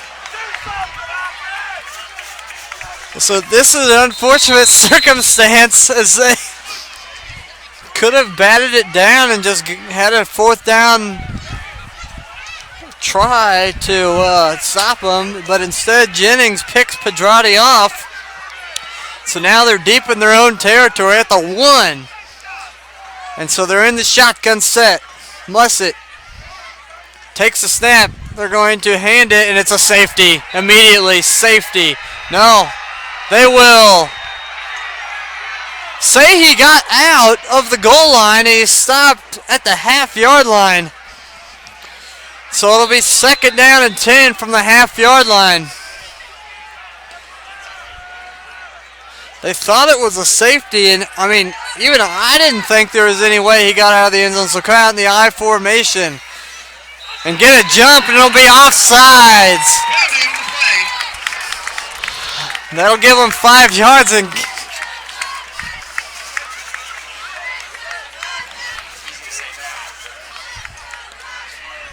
so it'll be 2nd and 5 from the 6 now. That'll give him some breathing room. Just a little bit of breathing room, not a ton. But still, 2nd and 5. And a whistle's blown. Penalty on the play. A dead ball. Sideline warning on Bishop Miege, it appears. And so that will just be a just a quick warning. Sideline warning on Miege. And so that will won't assess any yardage this time, but we'll see from here. In the gun, Mussett here to the near side. Pass tipped up in the air and could have been picked. Knocked down by number 99. 99, Jalen Williams reached up and batted it down. So it's 3rd down and 5.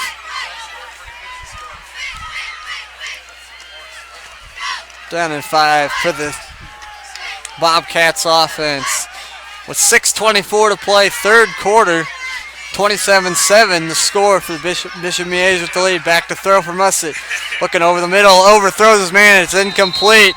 And the receiver was hit hard and still is down as he was hit by Dylan Downing.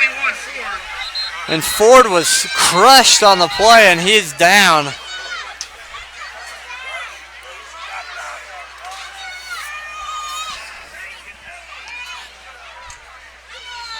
And so, with that, he's up on his feet now. He's just probably got the wind knocked out of him, something, but he is back up on his feet and will come off the field. That brings the question, who's going to punt for Basehor-Linwood? He's the usual punter. And who's going to punt this ball? Back to punt for the Bobcats. Carter Tickles.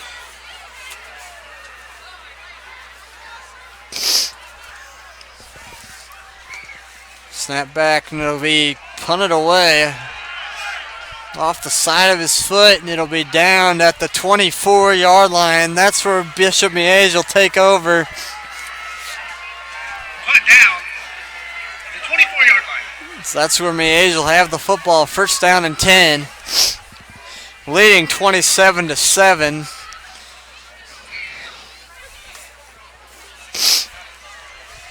.6:10 to play here in our 3rd quarter. Basehor-Linwood's defense has stood tall for a majority of this.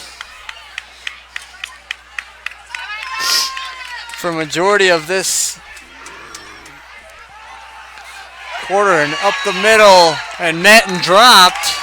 Bryson Cobbins. 2 yards by Cobbins, brought down by Josh Wilcott. Cobbins has not been able to get things going here today. He's 1,000-yard back and he hasn't been able to get going. You gotta wonder when that's gonna come. Here, they got 2 wide to the far side, a tight end to the near side, and back to throw. It'll be just a simple pass out there to the far side. Simple hitch route, 5 yards, and pick up some extra yardage. It'll be close to the 1st down. They'll mark it a couple yards short. 3rd down 2. Upcoming with 5:15 to play here in this 3rd quarter. They're going to hand it to Cobbins this time. Cobbins up the middle, tries to cut to the outside. Is met and dropped at about the 10.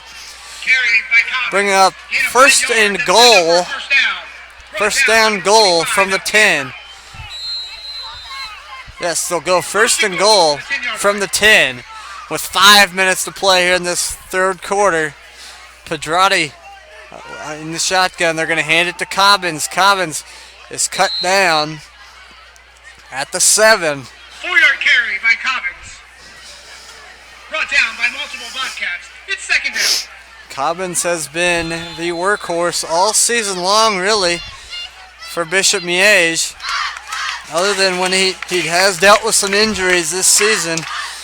And he's still a 7-yard or 1,000-yard back, and they'll hand it to Cobbins again. Cobbins met and dropped near the line. Give him a yard. Check that. That was Parker. That was Parker. And now they're gonna go out. They're gonna spread the field 4 wide. Be Pedrati gonna roll to his right to throw. Sam Pedrati throws it up out of the back of the end zone, and it's incomplete.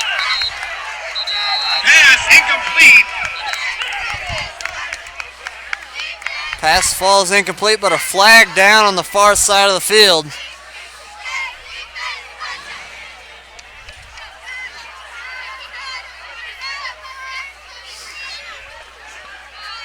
Be an ineligible man downfield on Bishop Miege. Eligible man downfield on Bishop Miege.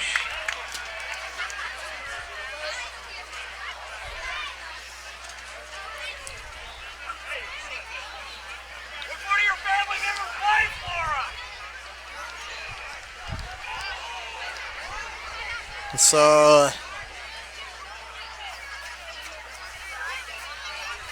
they are going to. It's 4th down.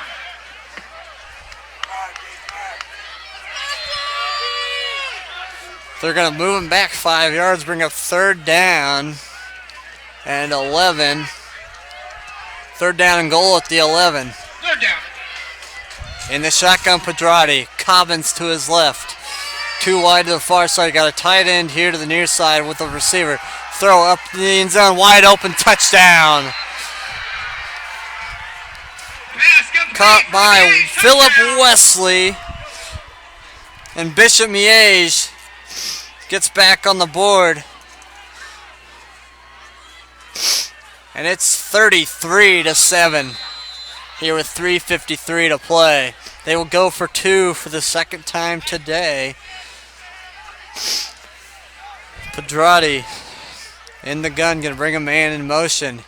They're gonna throw a pass out, and it's gonna be incomplete. 2-point conversion is no good. 33-7, Bishop Miege with the lead, and we'll take a break and back after this on 810varsity.com. Chiefs checking from Community America gets you closer to the game. Is there any better way to get closer? Hey, man. Go long.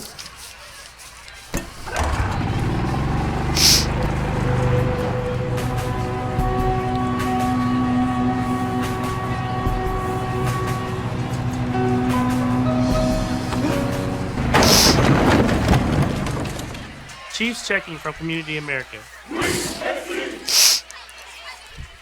Welcome back here on 810varsity.com. I'm Nathan Kendall here tonight.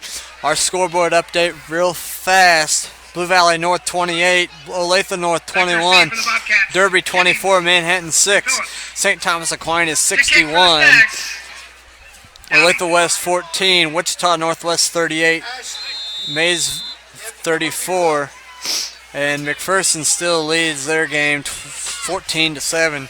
Kickoff coming up here. Back to return will be Jackson Jennings, who nearly took one to the house, or did take one to the house, but it was called back because of a holding. Jennings cuts back, hit down finally, close to the 30. They've faked this end around multiple times. That, I think, the 3rd time, and so you just gotta think, you just gotta wonder if it's gonna happen one of these times. They're actually gonna hand it, and it's gonna have a lot of room to the near side. So at the 28-yard line, that's where the Bobcats will take over. 1st down and 10 with 3:46 to play here in this 3rd quarter. 33-7, Bishop Miege with the lead. In the shotgun, we got Trips Bunch to the near side to throw. They're going to throw it out here to the near side to Donnelly. Donnelly trying to get a block, cuts back, now cuts up the field. It'll finally be brought down. Number 19, Dylan Donnelly. Dylan Donnelly with a good catch and run. Down by number 42, Grant Fusel.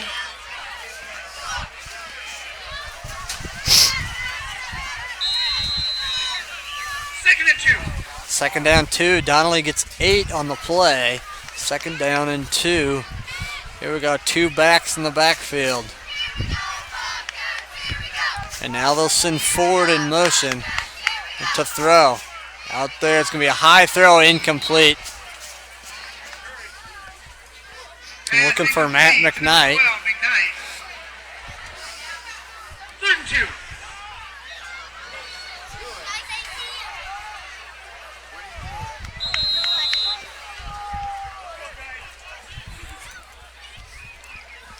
Mussett's just been a little high here on a lot of his throws. In that one, no different. Back to throw Mussett, and it'll be a draw play. McDaniel nowhere to go. Carry by McDaniel.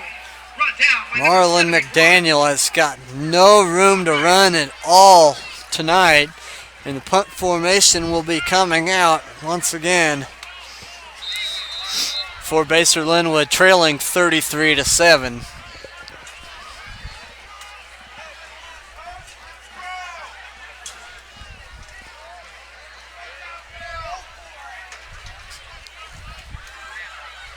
Snap is back. The kick is away. It's a decent punt. It'll bounce and take a Bishop Miege roll, and it'll be touchdown at the 36-yard line, 37-yard line. And that's where Bishop Miege will take over, first down and 10, leading this game 33-7.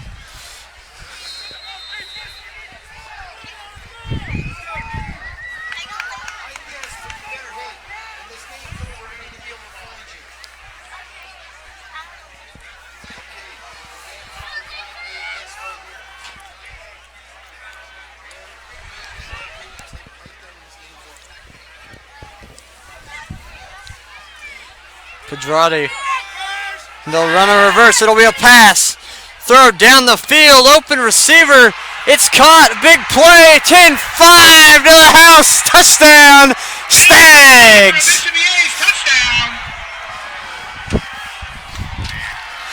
Big play to Philip Wesley. Pass thrown. It looked like Jalen Scruggs hit Wesley for the big one. And it's 39-7 now. Just like that, Bishop Miege is pouring it on. Poor Basehor-Linwood. Snap back, kick is up, and it is no good. The extra point, no good. Your score, Bishop Miege 39. If there's something that Bishop Miege needs to work on going into next week, it's probably the kicking game. They have struggled kicking extra points tonight, and that one no different. And so after that touchdown, a quick one, we'll take a break and be back after this on 810varsity.com. High school sports fans, Trent Green here, and when I want the latest scores and news, there's only one place I go, 810varsity.com. Live scores, features, brackets, and even watch games live on the laptop, phone, or mobile device. Watch the Lee Summit, Blue Springs, and Park Hill schools, Blue Valleys, Olathes, Rockhurst, Miege, Lansing. The list goes on into Missouri and Kansas. And playoff broadcasts too, plus top 25, awards, and more. Check it out now, Kansas City's home for high school sports, 810varsity.com. It's a total wireless setup. So it's like, we could have 2 cameras down on the field, 2 cameras up here, and you can get up to 10 cameras on it. It's pretty sweet. Yeah.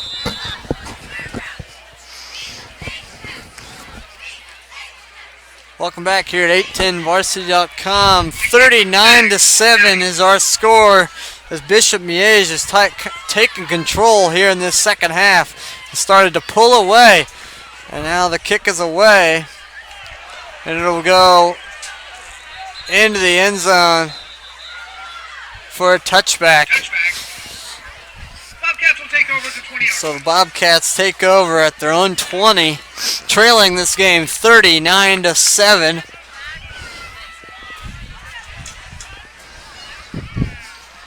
With 2.5 minutes to play here in this third quarter.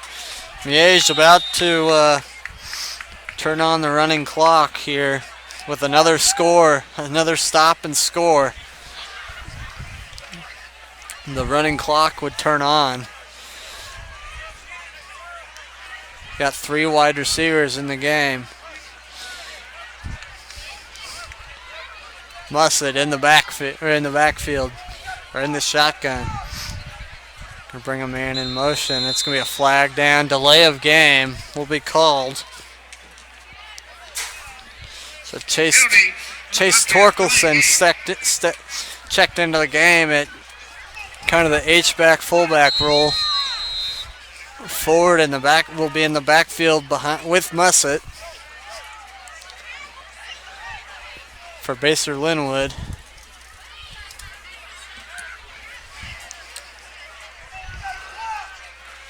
Ford goes in motion.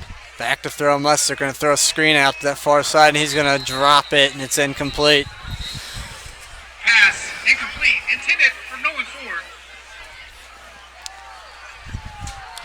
Looking for Ford there on the far side, and it's incomplete. With second down 15 upcoming for the Basehor-Linwood Bobcats offense. Two backs in the backfield. Gonna run a man in motion, fakes a handoff, gonna throw a middle screen. It's gonna be incomplete. And a flag comes in for the late hit. Pass incomplete to number 12, McKnight. Incomplete. So Bishop Miege has picked up quite a few personal foul penalties tonight.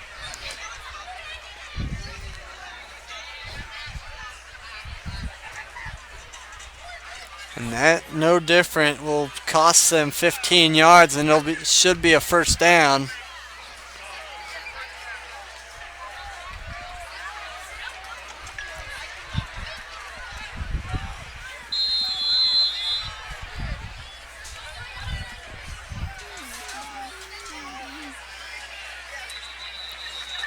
And it will be a first down for Bishop Miege, or for Basehor-Linwood. With 2:22 to play here in this third quarter. 39-7 the score. Bishop Miege with the lead. Man in motion, McDaniel. Now to throw. Now they're going to hand it off to Ford. Nolan Ford. We met and dropped at the line of scrimmage. By Ford. Brought down by number 4, MacArthur. No gain. No gain on the play. 2nd and 10 from the 30.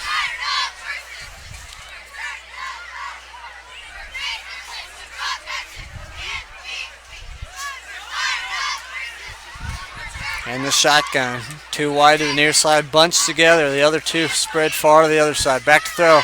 Musset pass over the middle, incomplete. Pass incomplete. Just Number 19. too far out in front of Donnelly, and falls incomplete. 3rd down and 10. Upcoming here for the Basehor-Linwood Bobcats. Trailing this game 39-7. 1:45 to play third quarter. For Basehor-Linwood, starting to see the end, while Bishop Miege, they'll have one more week to play. Pass to the near side, caught. Pass complete for 9 yards to A.J. Cooper. 9 yards to Cooper, and he'll be brought down. It'll be 4th down and 1. It'll be another punt. Coming for Basehor-Linwood. But as I was saying, yeah, you kind of see the end coming here if you're Basehor-Linwood. Start looking ahead to basketball, which is promising. And a good punt there. It's gonna take a Bishop Miege bounce, be down at the 35-yard line. Punt down to the 35-yard line. So that's where Miege will take over. 1st down and 10, deep in their own territory at the 35. Scores of interest. The 4A West semifinal. Goddard 15, McPherson 14. 4 minutes left in the fourth quarter. Goddard leads McPherson 15-14. Late fourth quarter. It appears Goddard just scored to take that lead 15-14. That game is close to going final with, he just said, 5 minutes to play. It should be a fun end to that game. Pedrati in the gun. Pump fakes, looking deep down the field. Sam Pedrati looking up and is nearly intercepted. On the coverage, number 25, Al Cantor. Al Cantor looks like he could have picked it, but he was ran into by his own teammate. So now Pedrati will come out in the shotgun with Cobbins to his right. They're going to hand it to Cobbins this time. Bryson Cobbins cuts to the outside. Cobbins cutting back to the inside across midfield. Keep fighting forward up near the 45, and a big run there for Bryson Cobbins. Carry by number 22, Cobbins. Brought down by Brock Hofer. Marking down at the 36-yard line. 1st down for the Stags. In the shotgun, Pedrati. He'll go back to Cobbins. Cobbins cuts back into the middle. We'll have up near a 1st down once again. Cobbins brought down by Austin Colson.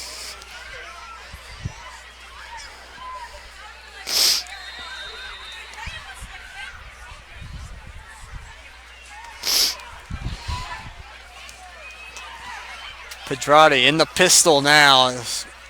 10 seconds to play. They're going to toss it out here to Cobbins. Cobbins going to look to try to get upfield. Cuts upfield. Finally bumped out of bounds. 5 seconds to play here in this third quarter. 39-7's the score. 4 yards. Good enough for a Stags first down. And a 4-yard run, first down, with 5 seconds to play in this third quarter. They'll start the play clock. They'll run one more play here in this third quarter before we head to the fourth here on 810varsity.com. Now they're going to hand it to Cobbins again up the middle. That'll be the end of the third quarter. Brought down by Josh Luca. Into 3 quarters here on 810varsity.com. Bishop Miege, Stags 39, Basehor-Linwood Bobcats 7. And we'll be back after this on 810varsity.com.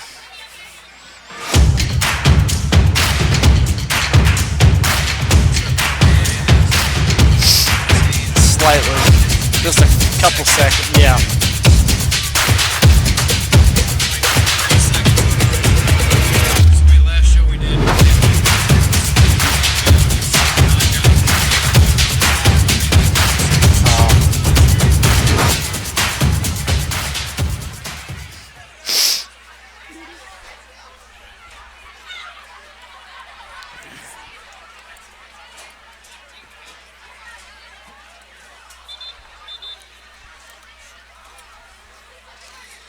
We're back here on 810varsity.com. Won't be able to.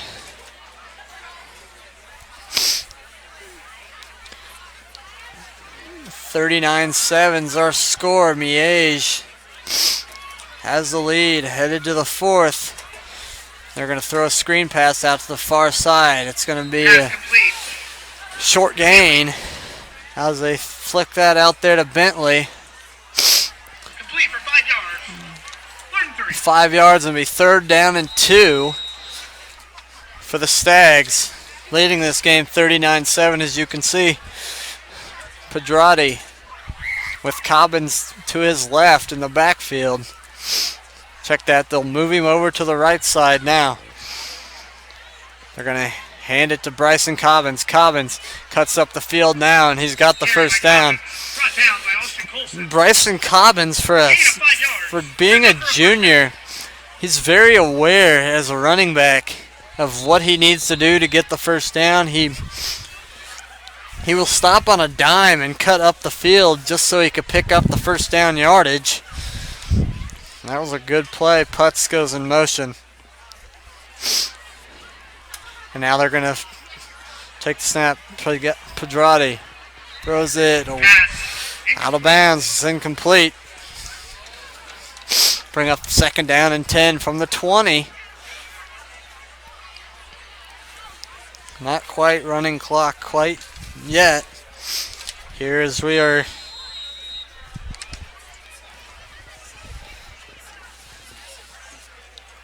The Bishop Miege is well on their way to yet another appearance in the state championship game here in Class 4 Kansas with the lead. Now Pedrati hands it to Cobbins. Cobbins cuts back up the middle.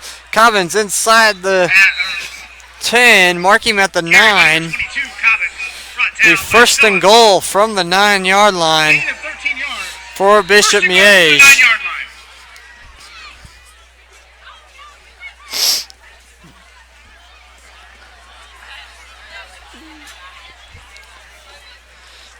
First and goal from the 9.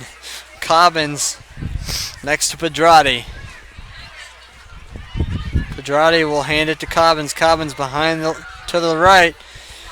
And he'll be stopped short of the goal line. Mark him at the 1. Will Bryson Cobbins. 2nd down. 2nd down and goal from the 1. Bryson Cobbins. Close. And they're going to give it to him again. End zone. Touchdown. Touchdown, Stags. And it is 45-7 now. Here with 10:01 to play. 4th quarter. Bishop Miege leads this game 45-7 now. All on Bishop, or on Basehor-Linwood. Snap back kick is up, and it is good this time. And 46-7 is now our score here. Bishop Miege is on their way to Topeka next week, where they'll take on the winner of Goddard and McPherson.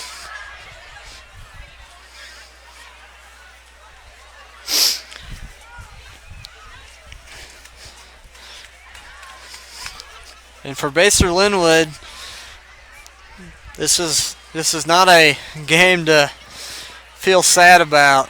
They're getting beat by the number 1 team in Class 4A, and you can't feel bad about this. Bishop Miege is defending state champs, among other things. Their 2 losses are to teams that are continuing to play, including one that's already booked their ticket to the state title game tonight. That was St. Thomas Aquinas with a big victory over Olathe West, 67-21. And so you can't really feel too bad about that. And they also lost to Rockhurst, who's playing tomorrow versus Blue Springs. Returnable kick, and it's Jennings. Jennings will finally be brought down. So the Basehor-Linwood will take over. By Jennings. Bobcats will take over at the 20-yard line. 46-7 is our score.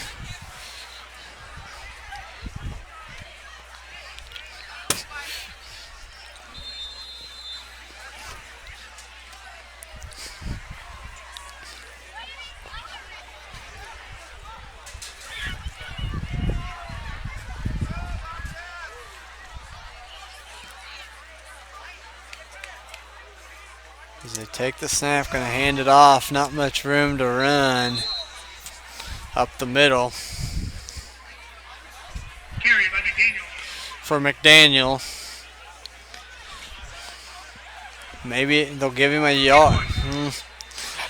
Not even a full yard. He's 2nd down and 9. Mussett in the gun.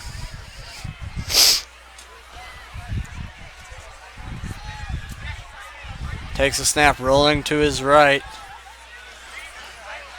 Deep ball down the field and up for grabs, and it'll be nearly intercepted.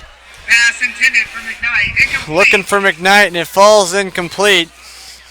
Bring up 3rd down and 9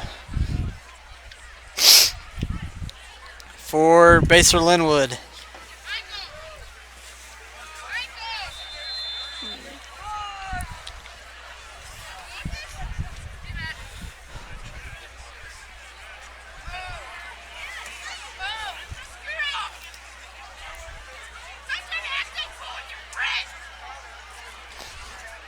Mussett to throw. Drops back, looking deep down the field. Up for grabs, incomplete. Once again, looking for A.J. Cooper, and it falls incomplete. So the punt formation. That's punt formation once again for Basehor-Linwood.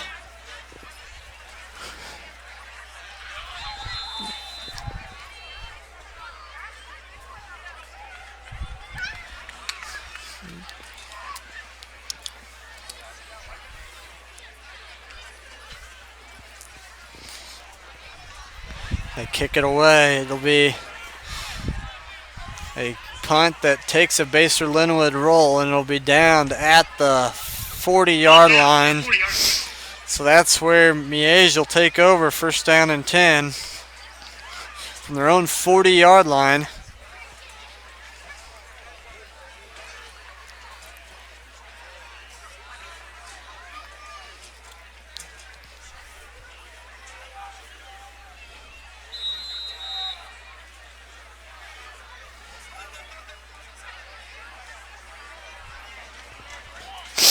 So Miege will come out on offense once again with a change.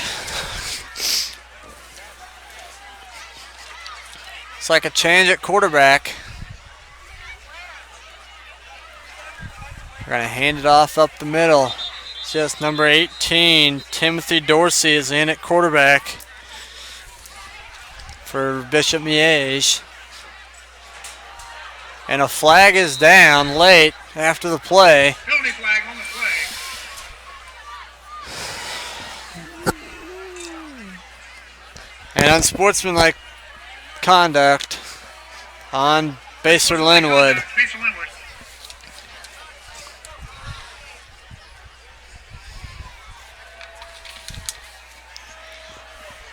So that'll be 15 yards from the spot of the foul. First down for Miege.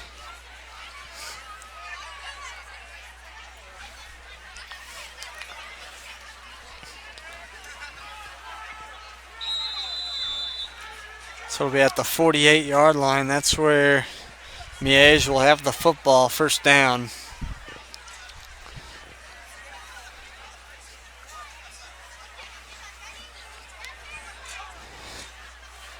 Dorsey, the quarterback.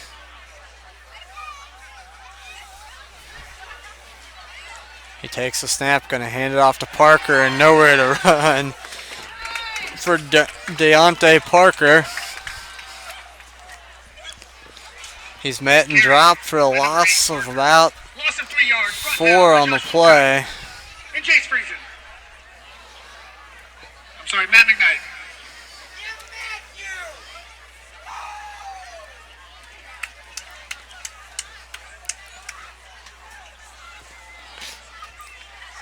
Second and 13. Dorsey now to throw. Pressure coming, and he's going to be sacked. Flag on the play, though.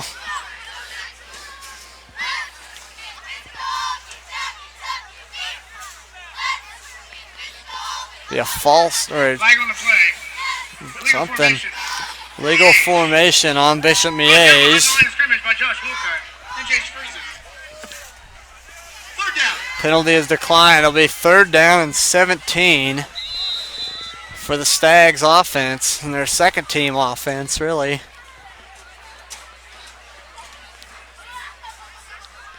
Deontay Parker, the running back, had nowhere to go on that last play.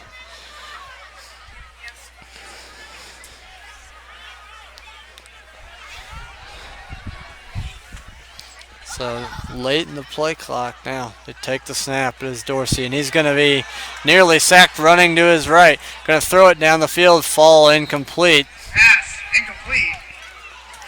So punt team coming for Miege now after that incomplete pass with 6:56 to play in this ball game. 46-7.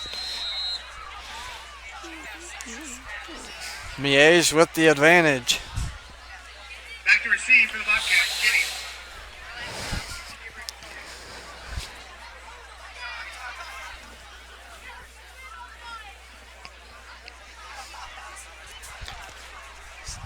Flag down. Kick is away, and it'll be down to, The 23-yard line. at the 23-yard line. Flag down, yep. Looks like probably an illegal formation on Miege once again. That's what it's going to be. False start. Bishop Miege.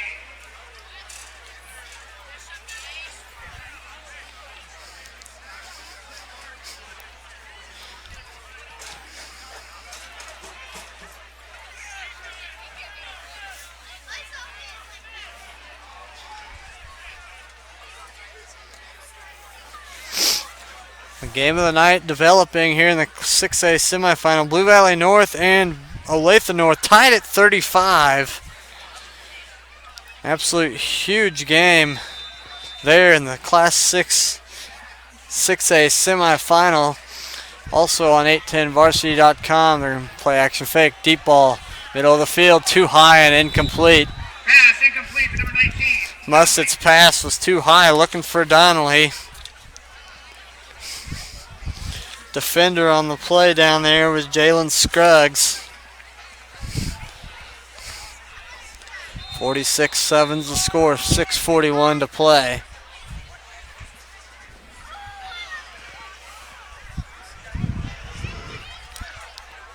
Mussett sends forward in motion. Now to throw. Mussett rolling to the right. Throw it here to the near side. Caught by Ford, and he goes down. Pass complete to Nolan Ford. After just a couple of yards and be third down. I'll give him 3, 3rd and 7 at the 31. Now closer to the 32, I guess.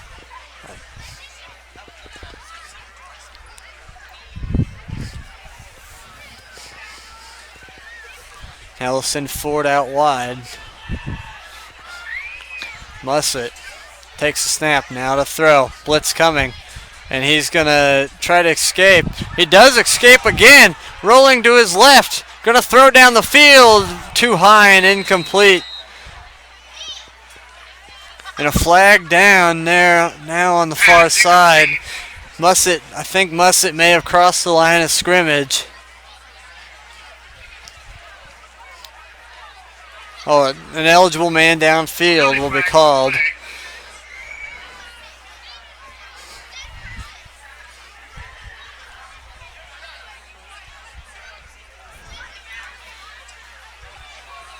Illegal forward pass on the Bobcats. Took that illegal forward pass. And the Bobcats penalty decline. It'll bring up 4th down and 6, so they'll punt the football away.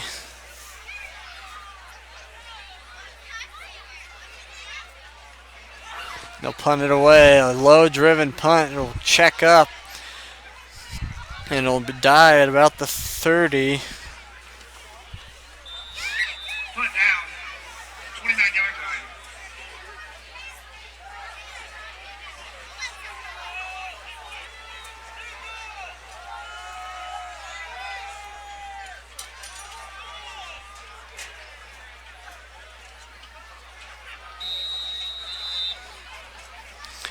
That's where Miege will take over on offense. 1st down and 10 from their own 29-yard line.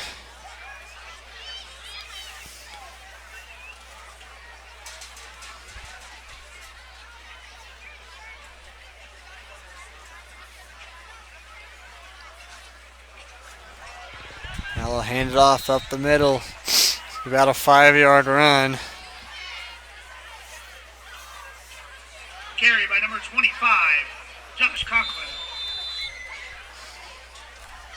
Conklin up the middle.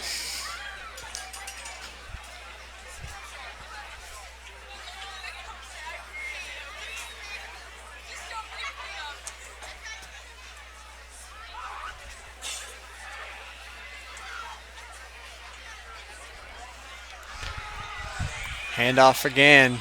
Be 1st down run for Bishop Miege. Carry by Conklin. Clock will stop. 5 minutes left.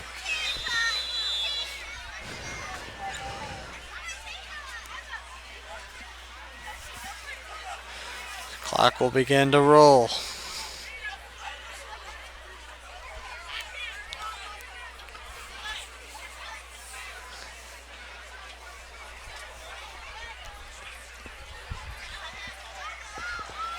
Now they're going to hand it off. The fumble on the play. Fumble on the play. Recovered by the end. Recovered by Bishop Miege. With 4.5 minutes to play, clock will run.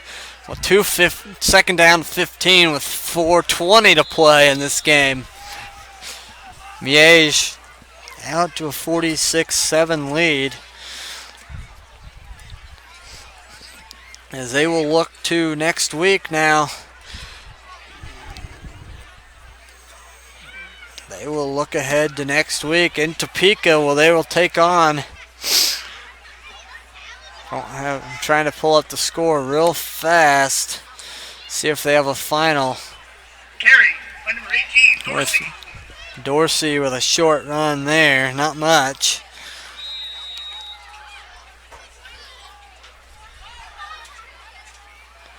They will take on the Goddard Lions. And Goddard upsets McPherson, and so Goddard will is already booked their trip to Topeka, as Bishop Miege will here in the next 3 minutes or so. And there'll be a sack on that play. Friesen with the sack here with 3:10 to play, and it'll be punt formation time for Bishop Miege.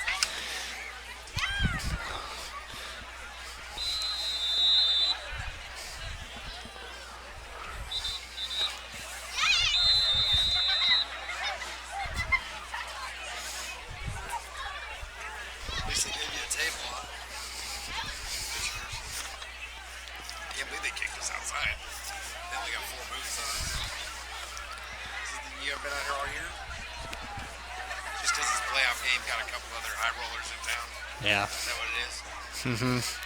Now bad snap on the punt. They're going to just try to run forward. Downing with a good carry. We'll have a first down and a lot more. That's Dylan Downing. And he'll finally be brought down well inside of Bobcat territory on a busted punt that turns into a 40-plus yard run for Dylan Downing. And Bishop Miege will be able to run more clock off.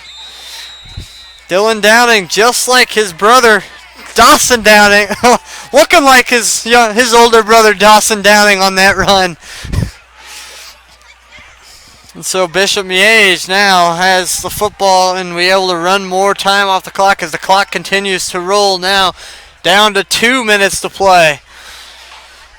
They're going to hand it off up the middle. Breaks a little bit, but a flag down. Number 25, Conklin. Penalty flag on the play. Conklin getting that carry.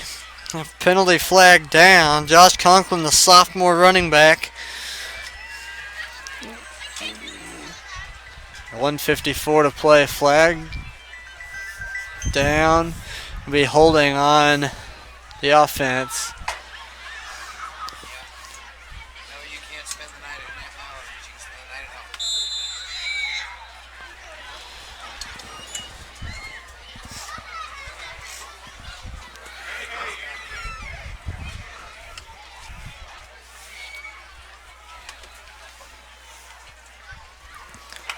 As the clock continues on, Conklin runs again. As the clock will roll. With a minute and a half left to play. They should be able to roll off most of this clock. And just like that, Bishop Miege is on to the state title game, winning another sub-state, and will have a chance next week versus Goddard to win another state title here in the state of Kansas. Tripped up in Class 4A, 1 minute to play in our ball game. 46-7, and they'll stop the clock now.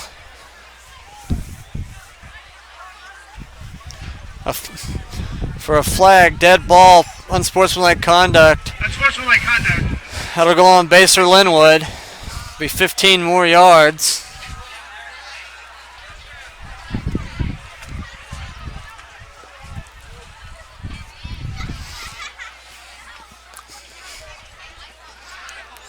Move them 15 yards closer.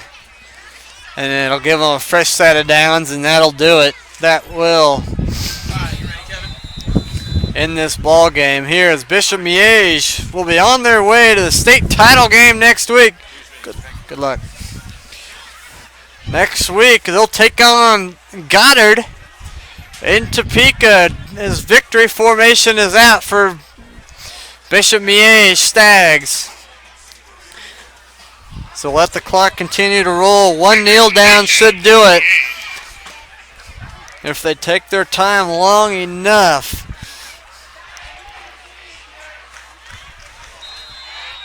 And that's it. They do not have to snap the football one more time as John Holmes's Bishop Miege Stags are on to another state championship game with a 46-7 victory over Basehor-Linwood.